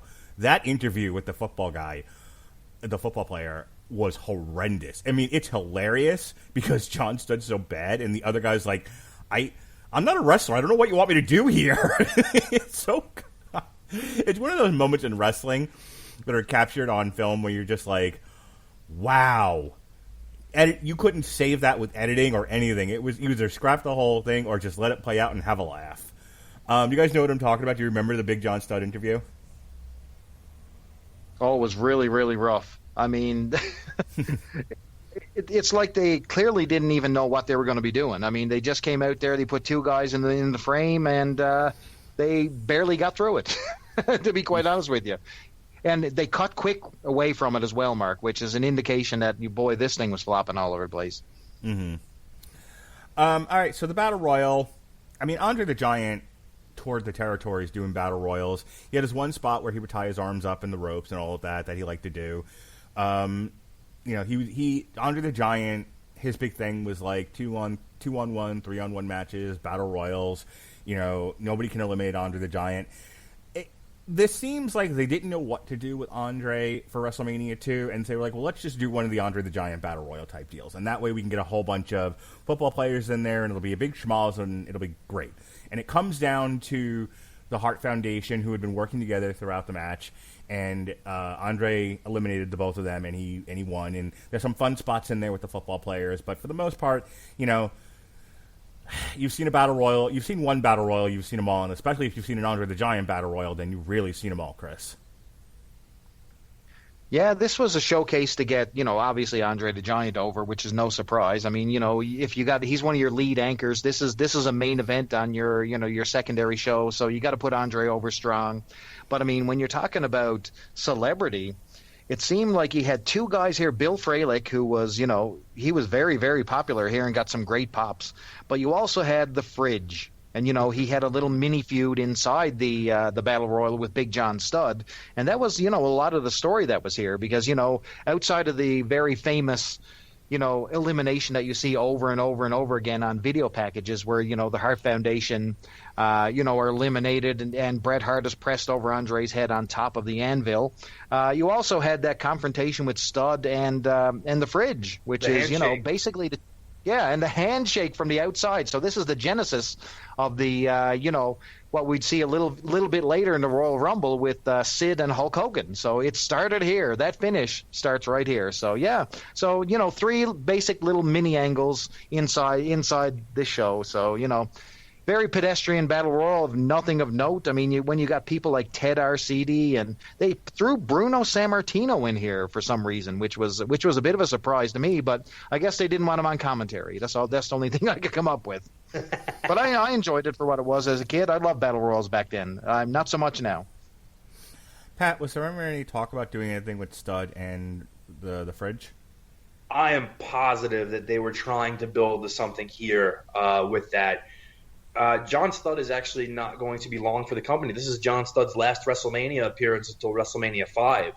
And he's one of the more noticeable absences next year as far as when we talk about WrestleMania 3 of guys who aren't there. Studd had done the Andre feud, and he'll be involved in a feud sort of with Andre later on. Allegedly, has it ever proven that Andre was the Giant Machine? Not to my knowledge. Never. It's not true. Mm-hmm. Yeah, I mean, I'm just saying I never saw them in the same place at the same time, but I'm not a detective. But that being said, Studd kind of goes into a tag team with Bundy that they tease dissension with, and that one of them might turn on the other. It never comes to fruition, and Stud leaves the company kind of quietly and unassumingly. And I would have been shocked to try to think that they weren't trying to build to next year having Stud and the Fridge in some kind of confrontation at WrestleMania again. All right. And then the headliner of Chicago is the Bulldogs winning the tag team titles from the Dream Team of... Chris, look, a good wrestling match like you wanted. Brutus Beefcake and Valentine. Crazy. Yeah, this was fine. Honestly, like, the whole Chicago segment kind of lost me, and I tuned back in when LA starts, but this whole middle section here, I was kind of... Like, if anything's going to get criticism about this show, it's this whole segment. But this one match was the shining star, Chris. So this is the first time that Gorilla Monsoon coins the phrase, this is a nightmare for the Dream Team. And you'll hear that throughout the entire annals of the run of any incarnation of the Dream Team. Monsoon will say, looks like a nightmare for the Dream Team. And it originates here. So you know what? You got Steiner Brothers, 1986, right here in the British Bulldogs, and they are at the height of their powers right here. And they come to the ring with Albano and Ozzy Osbourne from Windermere. Now, I don't know where Windermere is, but can someone tell me where Windermere is? I have no idea. Can't find it on the map. Exactly right. But no, I was a huge Bulldogs fan back in the day, and I loved every bit of this one, man. And we got to see, Davey Boy Smith just coming into his own. You got to see the Dynamite Kid, doing that absolute fantastic wrestling, and actually making movement for two basically, stone statues in Valentine and Beefcake. So, no, I loved every bit of this one. I popped when the Bulldogs won the title, and I was all in for their title run, man. Pat, how long after this does Brutus become the barber and Valentine leave the territory? We've got a year for Beefcake to last with the Dream Team, actually. It's WrestleMania 3 is their official breakup, as it were, when he'll be replaced full-time by Dino Bravo for the new Dream Team.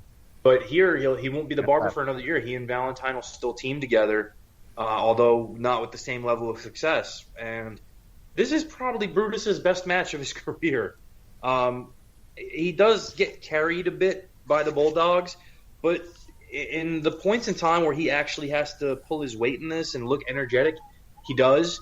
Valentine's style is very much the old plodding NWA style of very stiff, rough stuff, and then decent wrestling mixed in, and kind of odd selling at times. But Valentine was a very good hand. And I like the exchanges between him and Dynamite, particularly when they happen. That's just a liquor store robbery. It's fine. Yeah, it's character of the podcast. It's fine. Yeah, but anyway, like Chris said, he called them the Steiner Brothers in 1986. Probably as apt a comparison as could be, because these are two guys who are just tremendous workhorses, who are physically insanely strong, particularly Davey Boy, obviously. And then, again, Dynamite in a class of his own at this point in time with his movement, his timing, everything he could put together. And they're both very mean when they want to be and could hurt you in a number of ways. But this is a fun match. This is high energy through, it's somewhere between 12 or 15 minutes. It's great while it lasts. I even like the finish, as it's one I'd never seen done before in this style, where essentially Davey Boy rams Valentine full speed into Dynamite's head on the apron. Dynamite takes a bump off the apron from the impact, but it knocked him out, and they cover for the pin. I liked it. It was very good. It's probably, in terms of wrestling, the absolute best match on the show. And again, it was a fun moment because as a guy who grew up loving the Bulldogs and seeing their teamwork and stuff that nobody else was doing at the time, you love to see them win the belts and stand tall. And then hear Ozzy Osbourne go, British Bulldogs forever! And that is the end of the Rosemont Horizons segment. We move on to L.A. We start off with Ricky Steamboat versus Hercules Hernandez. One thing that stands out to me in this match, it's a halfway decent match. Steamboat obviously is a great worker. Hercules Hernandez, depending on who he's in the ring with, is adequate. But I'll tell you, WrestleMania 2 is a really good example of the WWE transitioning from, even more so than WrestleMania 1. WrestleMania 1 was this, monumental event and sea change in the wrestling world. But the WWF at the time is still acting like a wrestling company, and a lot of wrestlers are acting like wrestlers, and, they don't realize that they're a part of a monumental change, in what's going on in both entertainment and wrestling. And WrestleMania 2, there's still, some guys are getting it, some guys aren't, some guys are never going to get it, some guys have just been waiting for this window to open. And Steamboat Hernandez is the biggest example of that to me, because Hercules Hernandez, when you see what he becomes over the next few years, going into his feud with the Warrior and all of that, where he emphasizes much more character, he changes his look, he becomes much more interesting to look at on camera. Even Steamboat, Steamboat, who is a worker's worker and all of that, these are guys who start to realize, hey, we're not so much wrestling as we are a television product. We need to look interesting we need to look good on television. We need to stand out on television for a broad general audience. And you look at Steamboat and Hernandez in this match, and they don't quite get it yet, but they're gonna. They're gonna. And so it was just, I don't know if you guys, if I'm reading too much into it or not, but I watched this match, and that's the first thing that stood out to me, was more than the wrestling, which was fine, more than anything else, it was, knowing what Hercules is going to look like not too long after this, and knowing what Steamboat becomes not too long after this, you can definitely see the transition happening at WrestleMania 2. Chris, what did you think of this match? Yeah, man, they're building their roster here at this point, so they're feeling out some new talents. I mean, a lot of the talent that you're seeing is pretty well brand new. You saw Jake the Snake, who's coming in. He's brand new. You got Randy Savage, fresh to the company. Steamboat is coming off that great NWA run, and, he basically was just getting to the WWE at WrestleMania 1. So he's only, really about a year and a little bit in at this point, and he's not matured to the point that he is at WrestleMania 3 and onwards, you know what I mean? But Steamboat's run in the WWE is one of those things that was never, he never reached the acclaim that he should have, and I was glad that he ended up going back to the NWA. Now, Hercules in general, Hercules is one of these characters that's up and down, but he had a great tenure in the WWF, you know what I mean? But, it's sad that he went out with Power and Glory, and, he ballooned afterward, after the steroid era, and had just a dismal ending to his career. So you got guys that who are just coming into their own, and like you said, it's a transition period, and this is transition talent right here. Pat? It's pretty well established. I was a big fan of Herc and still am, and I'm actually friends with his youngest daughter, Katie. This is among wrestling matches, it's probably one of the better ones you're going to see on this show. Not that it blows you away or anything. It's pretty formulaic. They do a good job of establishing Herc as a powerhouse, and that Steamboat has to find a way around it to beat him. So he correctly uses his speed and his agility, kind of typical formula. And the way he does it, Herc misses a flying body press, Steamboat hits his, Herc trying to go out of his wheelhouse to keep up with the Dragon and can't do it. Good intro for Hercules, although I'm glad he abandoned the Roman Gladiator entrance gear after this. And Steamer gets to look good. That was great. Loved it. I like the chain. Oh, you're a slave era Herc, are you? Yeah, I am. I'm a slave. Actually, to be fair, the Gladiator was a little more slave girl Leia look, I thought. Oh, fair enough. Fair.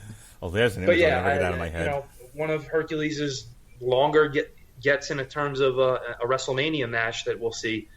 It's not super long. It's about 8 minutes, but, it's better than getting squashed by Quake later on. And he gets to show off a little bit with a really good worker. And they have a better match, actually, later on Saturday night's main event when Steamboat is Intercontinental Champion. Ah, true. And now we get to what I feel is the real main event of this show. Adorable Adrian Adonis with Jimmy Hart in full muumuu and different color stockings and a flower in his hair takes on Uncle Elmer. This is 3 minutes of the best wrestling you're ever going to see. Uncle Elmer, as I said before, hits Adrian Adonis with a forearm to the back. Adrian Adonis throws himself halfway across the ring into the turnbuckle and flips over and falls to the floor. It's fucking great. Like, Plowboy Frasier at one point, or Uncle Elmer, punches Adrian Adonis, loses his balance, and falls down. It's awesome. If you just like big fat hammy men just wailing on each other and falling down, this is the match for you. I loved all 3 minutes of this. I was in absolute ecstasy. Adrian Adonis for, we're going to punish you, pal, looks like he's having the time of his life. Uncle Elmer, I mean, could you get a much more vacant expression on a man's face than the one he's wearing? But he does his job. He has his little Robin Hood hat. It's fine. And, he's a big old fat guy. Big 6'10" fat guy. And, you're not going to see a lot of hurricanranas in this one. But you will. But this is wildly entertaining, Chris. Oh, listen, you got Adonis just selling his ass off. He's Shawn Michaels in 1986 here, just selling every single thing, creating a lot of movement for a guy who otherwise can't move in, Uncle Elmer. But one question I did have when it comes to hillbilly lore, at what point did we get Cousin Luke? Yeah. There were 2 cousins. There was Cousin Luke and there was Cousin Junior. I want to say Cousin Junior was the original. After? Yes. Correct. Yeah, no, in regards to this match, Mark, I mean, it is what it is. I mean, it's sad that we didn't have, the Hillbilly Jim match that we were hoping for. And that's sad to say when you're hoping that Hillbilly Jim is in a match. But, this again underlines the entertainment value of the WWF at the time. And I'm sure for the live audience that this Hall of Fame speech. Yes, sir. Only Adrian and Buddy Rose could let their physical conditioning get so bad, but still be able to go in there and just take miraculous bumps and go at a fast pace and still do everything pretty flawlessly while just looking so bad. They're like the Chris Farleys of WWE. It's amazing. That's exactly what it is. What did you think of it? Now, are you going to tell your story now? Your Uncle Elmo story? I told it already, where he asked for more money and then he got squashed by King Kong Bundy, never to be seen again. The way you phrased it, I thought you were telling a different story. Okay, perfect. What do you think of this match, Pat, other than Adrian Adonis being the Shawn Michaels of this era? Adrian Adonis, the Chris Farley of the WWF, basically just does everything he can to try to stand out as being entertaining against an immovable object. The crowd is having just a great time with this. I mean... Well, who doesn't like to see a transvestite get beat up in Los Angeles? They made a whole movie series about it, Avenging Angel. by a hillbilly. I mean, I was reading the 4-1 review of this, and he's like, "Oh, it's horrible. WrestleMania 2 is the shits." It's like, dude, people were having a great time. Why does everything have to be the fucking Young Bucks? I just don't get it. If everything was the Young Bucks, I would probably be a serial killer. And I would be your accomplice. I would help you. All right, next up we have the Funk Brothers, Dory, who is going by Haas, and Terry Funk, who are managed by Jimmy Hart, against the Junkyard Dog and Tito Santana. This goes 12 minutes, and it's... Okay, I'm not even an NWA traditionalist guy. Why are we calling Dory Funk Jr. Haas? Jesus Christ, it's not Bonanza. Why didn't they call him Little Joe Hart in ringside with them and give them Mr. Fuji as Hop Sing? What are we doing? Because Dory doesn't sound Southern enough, and Vince is a racist against the South. I'm Dory, I've never heard of a Dory. They should have called him Tex Funk. God damn it, pal! He's a Haas. Look at a Haas.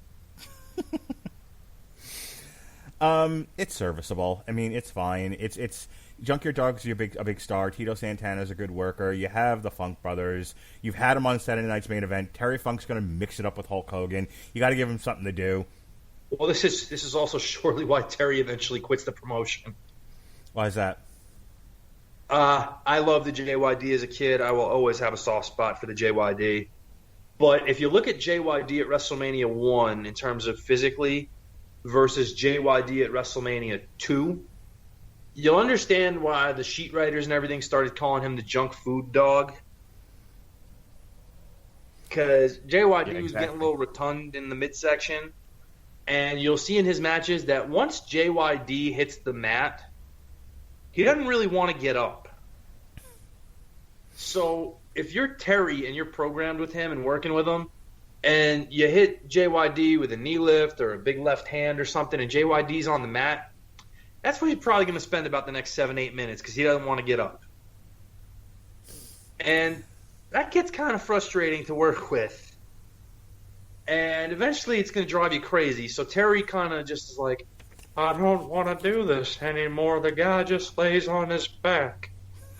And goes off to make a couple TV shows and star in the greatest movie of all time, Over the Top. And we'll see Terry resurface in 1989 in the NWA. But that was kind of all Terry had. And poor Dory, who got dragged along for the ride, ends up teaming with Jimmy Jack Funk to replace the departed Terry in what is undoubtedly the low point of the career of the former NWA World Heavyweight Champion for 4 years. Wow. You know, talking about the Junkyard Dog, or as he's known on Young Rock, the Penthouse Dog. Next year. Oh, boy. Richard, my horse is sick. Next year, he's going to have a feud with Harley Race. And I remember as a kid, you know, they were feuding over the crown. And I was like, surely, as a kid watching WrestleMania 3, he's like, he's got to beat Harley Race, right? I mean, that's what they've been building to. He's got to beat him. And you hear now thinking back, now you think he looks bad here. He's absolutely, like, pregnant by the time he gets to WrestleMania 3. He is just, he looks like Humpty Dumpty. And I still loved him as a kid. I wanted to grab them cakes. Yes, I did. But I now know, in retrospect, why they did not put him over Harley Race back then. It makes total sense to me now. Or Terry at this point either. And I honestly look at what they're putting him in with. I know that it's not prime Terry, but Terry could still very much go at this point. Terry could still go when he was 53 years old. Harley is definitely past his prime in 87, but he's still a name. He can still do little things that can make a match extend itself beyond its shelf life because he's such a smart worker.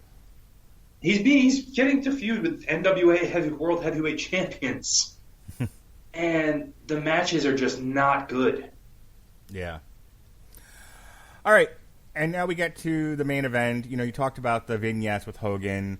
And I'm in agreement with you. You know, Hogan kind of lifting the chain and the doctor just sort of shaking his head like, no, Hogan, no. But Hogan's like, I'm going to do it. It doesn't really sell the idea of you're in peril with your taped up ribs, which he no longer sells by the time this match is over. Like, in the beginning... Inside the confines of the first ever blue steel cage. Yes, the reinforced steel cage, because as Elvira points out... Unforgiving steel cage, guys. Unforgiving. As Elvira points out, King Kong Bundy could go right through a standard steel cage, so they have to have a reinforced steel cage. Don't you understand? All right, so this goes 10 minutes and 15 seconds, and it's a lot of slamming each other into the bars, and they get color... And at one point, Hogan's tape comes off. Bundy does get him with the big splash, but Hogan, being an invincible god, is able to Hulk up right after it. Like, I'll never quite understand the psychology of the Hogan hulking up thing, because it's always after he takes the biggest move possible. Like, a move that kills every other single person, Hogan no-sells it for years. Everyone. Well, don't you see what happens when somebody pistol whips David Banner? He turns into the Hulk. Okay, I see what you're saying. So a big fat 500-pound guy jumps squarely on your injured, broken ribs that they're afraid you might have a slip disc over. And not only does it not paralyze you for dead, you also immediately get up and start, like, you know... and start breathing heavy and shaking your head and pointing and sweating and oh my goodness. Yeah, well, brother, down on the beach in Tampa, dude, there's these things called gamma rays, brother. I'm just saying maybe it might have been a little more dramatic had people thought, you know, the avalanche that killed you 2 months ago might put you in some degree of peril tonight, and then maybe... He's trying to unlock the hidden potential that all humans have. Oh, Pat, I understand what you're saying. I'm also cheaply plugging the fact that Mark and I will be doing a podcast about the Incredible Hulk TV series. Yes, that's coming down. My goodness. I just so happen to be covering that for my blog post on Wednesday. There you go. Oh, look at that. We're all hulked up. All right. Anyway, Hulk Hogan can work when he wants to, but Hulk Hogan figured out, like many people figured out, that when you've got it, you don't have to do a lot with it in order to make the majority of the general fans happy. And the story here was, can he survive with broken ribs? And he does. And then really, it's like the Steve Austin Vince McMahon feud. Sure, Vince McMahon always had a proxy in there, Mick Foley, The Rock, whoever. But it was always about Steve Austin getting his hands on Vince McMahon. That was always what you pay the money for. And here it was, King Kong Bundy's your proxy for Bobby Heenan, and Bobby Heenan gets his comeuppance. He gets his face into the cage and unceremoniously tossed out and everything. And Hogan must pose, and we march on to WrestleMania 3, Chris. Yeah, you know what? This is not about King Kong Bundy. This is about just setting the bar for what's to come for Hulk Hogan, setting the bar for the not the Orndorff feud, but the Andre feud. When you talk about Hogan's career, the entire thing that you got to talk about is that he's fighting the Monster of the Month. That's what he built his house show circuit on. That's what he made his money on. And this is just a big example inside a big blue frame of what's to come for Hogan's entire career, and we're going to see it over and over and over again. He won the title off the Iron Sheik, and wrestled Morocco and all that stuff. But this is the genesis of Monster of the Month, and that's exactly what we got here. Super served, and the formula will roll on from here. Pat. Yeah, this is a table setter for what we are coming to expect with Hogan in terms of his next couple series of matches, and then obviously the big one, which we'll talk about on the next episode with Andre at WrestleMania 3. But this is your standard bearer for Hogan versus the one-man gang, Kamala, Sika, Killer Khan, all these, big giants, monsters, Boss Man, like you referenced earlier, that he's going to have these house show runs and loops with, and occasionally a TV match on a Saturday night's main event. But this is the formula, and they refine it, they work it better, and the reason the Andre one works so much better than this is not just because Andre is a star, but you look at the build for that versus this. This build wound up being kind of silly versus Andre, where it was not only the biggest star, but it was also a very personal issue that people could understand, and a lot of boxes were checked off there. And going forward, they leaned more on the serious issue as opposed to a cartoony stretcher job like we got with this one. I have one last question before we close up shop tonight, other than, your final thoughts on the whole thing. Chris, you read the 411 review of this thing, and it's like one of the worst WrestleMania matches ever. It's like it's basically a glorified Saturday night's main event. So you're a time traveler, and you hate WrestleMania 2, and you get in your time travel device, you get in your DeLorean, and you go back to 86, late 85, 86, and you sit Vince McMahon, and it's like, everyone's going to hate this, what you're going to do in a few months. What can you do better? What is there a better match between 85 and 86 to build up to than Hulk Hogan versus King Kong Bundy? Well, when you're thinking about, we're in a transition period, so you really haven't done your work in regards to building your next round of heels. So, you don't have Randy Savage elevated enough to get there. Orndorff is on the flip into a good guy. The Heenan family are basically not to a main event level at this point. So, the card you got in your back pocket is obviously Andre the Giant. But you know what? To be honest with you, as a kid, I ate this up, Mark. I loved every single thing about WrestleMania 2. That Coliseum video, I ate, slept, and breathed that fucking thing. I really, really, really did enjoy this entire show as a kid. Looking back in hindsight, it's just, marred with, really, really mid-level matches and that type of stuff, and the finishes were trash. But I guarantee you, Hogan versus Bundy was all I talked about back in the day. What about you, Pat? You're a time traveler, and you know that an internet site's going to yell and scream about how horrible this is. How do you fix it? I think this layout setup, I think it's probably them maximizing as much as they could to this point to mix up the star power with guys who aren't yet stars and create an interesting enough narrative to put it together without shortchanging yourself long term. We talked about how at one point they were considering Randy Savage as Hogan's opponent for this show. Boy, would that have been a mistake considering what they were able to accomplish, 3 years later. Definitely would have been a huge mistake and a missed opportunity. It's grabbing the quick buck now instead of, cashing in on it when it really is going to pay off. Now, in the fight game and boxing and MMA where they want to do that, it usually fails because that's a live fight. You don't control who wins and loses that as much as possible.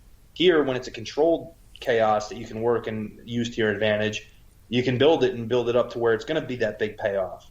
I think that's what they were doing here. This was, again, an event where the event itself was more what they were trying to establish than any single narrative about a storyline. And they did that by doing the 3-city simulcast, again, celebrity involvement, and really trying to push that because they knew they weren't going to have the same level of intrigue that surrounded the first one last year.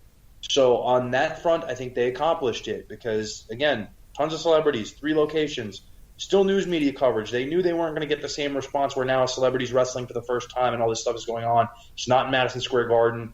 But they still drew decently live. The closed circuit broadcast did fairly well. But also now that you're an established machine with NBC, you've gotten more exposure, you're going to see that ability to push that further happen, and it's going to culminate next year. Yeah, I think it's judged too harshly. It's not judged in context. I think people tend to look back on this in isolation and go, well, it's just not very good matches, headlined by a not very good cage match. I think I think people who look back on it harshly fail to recognize its meaning in the context of the history of this company. You guys have said a couple of times now, this was your stepping stone to WrestleMania 3, the big one, the one that launches them into the stratosphere. Without WrestleMania 2, you don't have a WrestleMania 3, and I don't mean that because, they sequentially follow each other. I mean everything that you guys are talking about. They're still... Pat, you and I, on the first show, talked about how it's a super card, and they only have half the guys from that show on this one. At the time that WrestleMania is happening, they're getting an influx of guys. Between 85 and 86, the whole roster kind of turns over in a lot of ways. And so they're still kind of setting the pieces on the table for what's to come. And so I think in terms of that, they put on the best show they had with the talent they had at the time. The question becomes, was there a better monster? Was there a better person on the roster? If you extend the question out to, well, what if they had just given retard money to somebody from, Crockett or Bill Watts or, someone they didn't have at the time? Could you have produced a better main event? Sure, but okay, they're dealing with what they had at the time. And so on the roster, is there a better, bigger monster? You could say Stud. No, we talked you about, can't.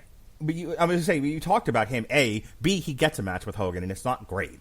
So, I don't think there was no money there. Yeah, I don't. No, they've already worked together enough times where it wouldn't have meant anything here. And also, too, again, high profile. Stud just lost to Andre last year. Granted, it wasn't a pinfall, but he still lost to Andre. Right. So if Andre's already beaten him, what does it mean that Hulk's going to beat him? Yeah. So there's nobody left on the roster who's a big time heel for Hogan to go up against. They told the best story with the best guy they had at the time, and I don't think this event should be judged too harshly. I'm going to give you guys the last word, and then we're going to close up for the evening. Chris, your final thoughts here on your memorialization, if you will, of WrestleMania 2. What do you put on the tombstone? Well, Oh man, let me tell you something. This is the one that brought me to the dance. This made me a stark raving wrestling fan. So I mean, the build to WrestleMania 2, the cage match, Hogan, Bundy, British Bulldogs winning the belt. This was the kickstart of my my fandom. So growing up, this one meant a lot to me.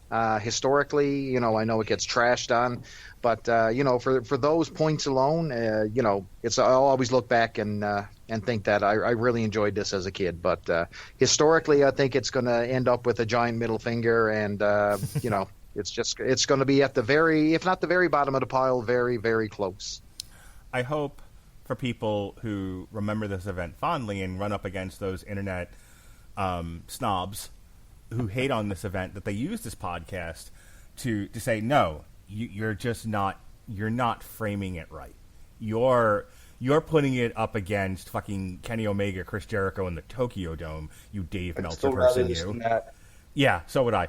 And you're not looking at it the right way, Pat. Your final thoughts. It's more Mania than Wrestle. But that's okay, because that's what this show is meant to be.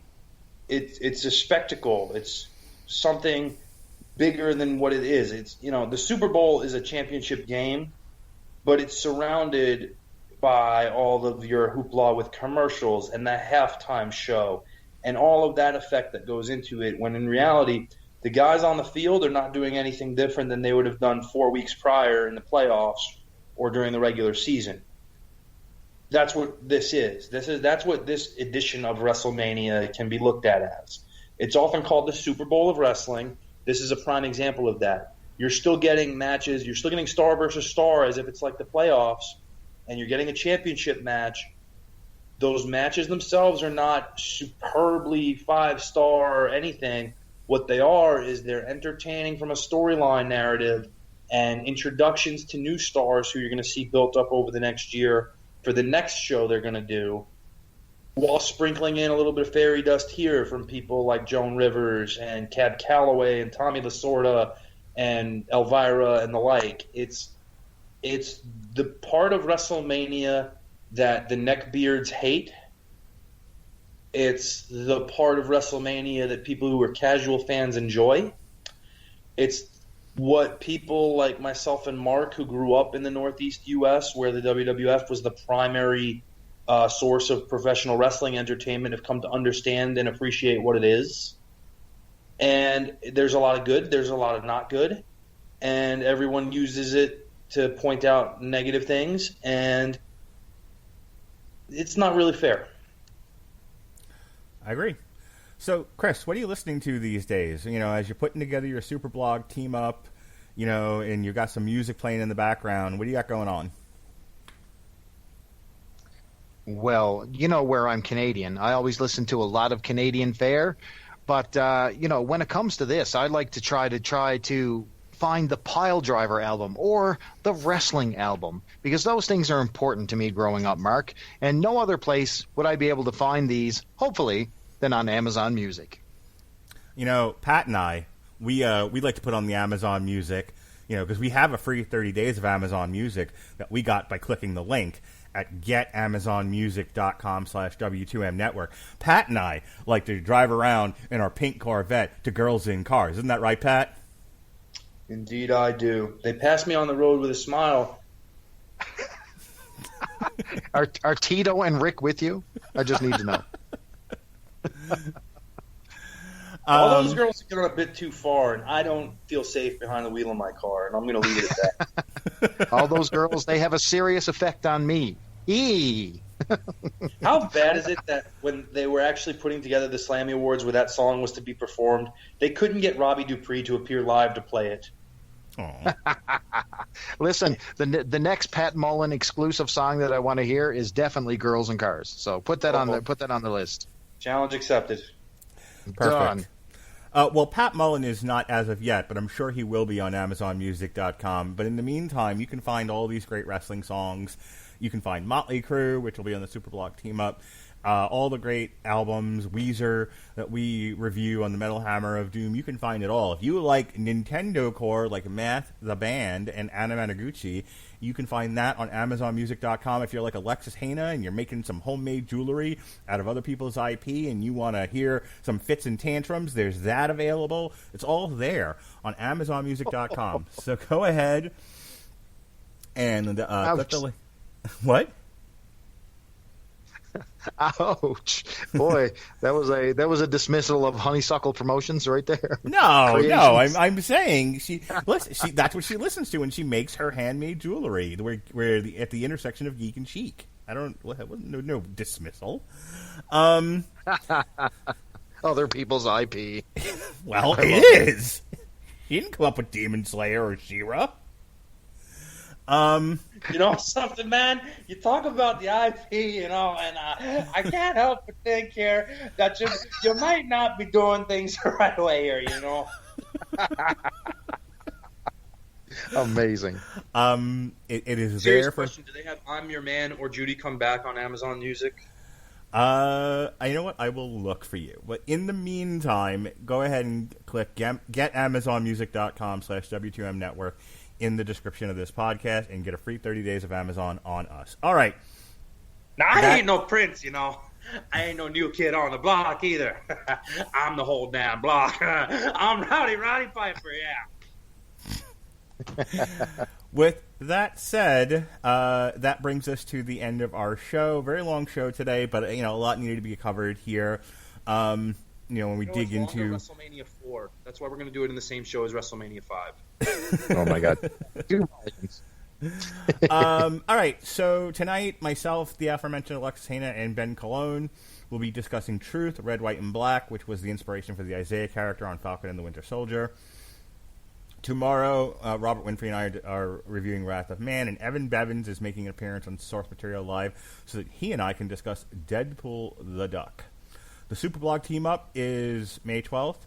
Chris Bailey is going to tell you all about it in just a moment, but our contribution to the Doctor is the Long Road to Ruin for Dr. Doolittle and the Metal Hammer of Doom for Dr. Feelgood.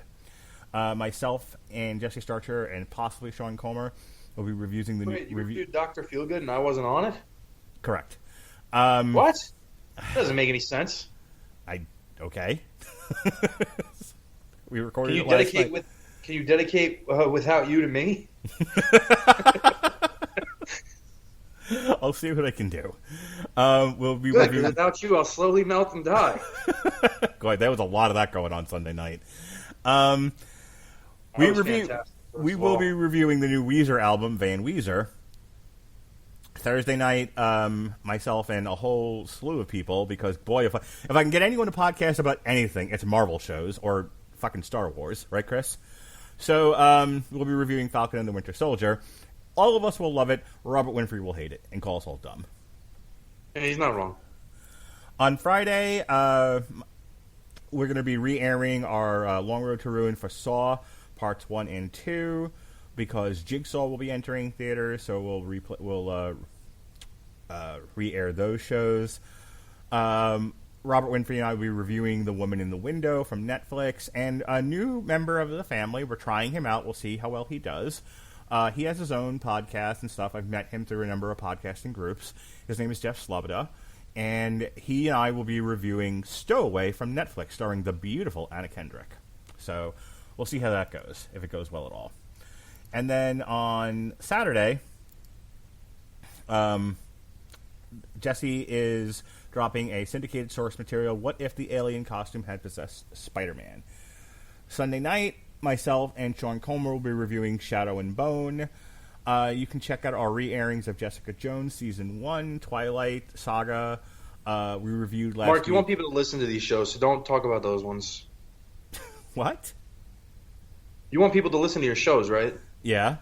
So don't advertise Twilight or Jessica Jones. My wife was on the Twilight show. Everyone should listen to it. She always brings in the numbers, Pat. That's proven. The few times she showed up. Last week was Scott Pilgrim week. We talked about the first two Scott Pilgrim graphic novels. We re-aired Rogue One on May the 4th. We reviewed the Adam Managuchi Scott Pilgrim versus the World video game soundtrack. We reviewed Pennyworth Season 2. We re-aired our Brujeria reviews for Viva Presidente Trump on Cinco de Mayo. And Alexis Heenan and I talked about Looney Tunes Season 1D. Chris Bailey and I, oh boy, we talked about Blood and Guts, baby. Oh, yeah. Myself and Alexis Heenan reviewed The Mitchells versus the Machines, and then Sean Comer and I did a Damn You Hollywood for the 10th anniversary re-release of Scott Pilgrim versus the World. Our Flashback Friday show was Days of Future Past, which Pat was actually on. All right, Chris Bailey. Wait, I was? Yeah. I don't remember that one. Well, seeing as we've gone on this long, it's just about to start WrestleMania 3. All right, so guys, Can-Am Connection take. Oh, sorry, wait, is that too early? All right, so I'm going to shut this down, Pat. You can leap in right after I'm done. We got Superblog Team Up, as Mark mentioned, on May 12th. It's going to be titled The Doctor Is In, where we talk about all kinds of doctors throughout the world of pop culture, from Dr. Doolittle to Dr. Feelgood, right on to Dr. David Banner. You're going to hear them all, and we're doing Superblog Team Up. Hit up the Twitter, hit hashtag Superblog Team Up, hashtag SBTU, and enjoy the fun. There you go. That's for me. And to coincide with Doctor Week, you can always try to find and track down this show that Mark and I did regarding the greatest supervillain of all time, Doctor Doom, which outdrew ratings on a show based around the Joker 2-1. Still crowing about that one, eh? If you enjoy Pat, and why wouldn't you? We love him here. Pat and I are starting a new book. We are starting the Four Kings of Boxing podcast, and we are starting with Chapter 1 on May 27th. And our first chapter will be on Roberto Duran. And the Four Kings of Boxing, of course, Roberto Duran, Sugar Ray Leonard, Marvin Hagler, and that last one escapes me.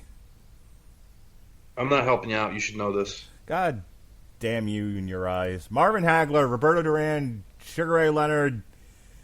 Shit. Yeah, you said those three. I know. Thomas the Hitman Hearns. Oh, Tommy Hearns. Oh, I should have known. Anyway, that's May 27th. So, and then next month, somewhere in the middle of June, we will be reviewing WrestleMania 3. So for Pat Mullin, for Chris Bailey, I'm Mark Radulich. This has been the And here's your outro music.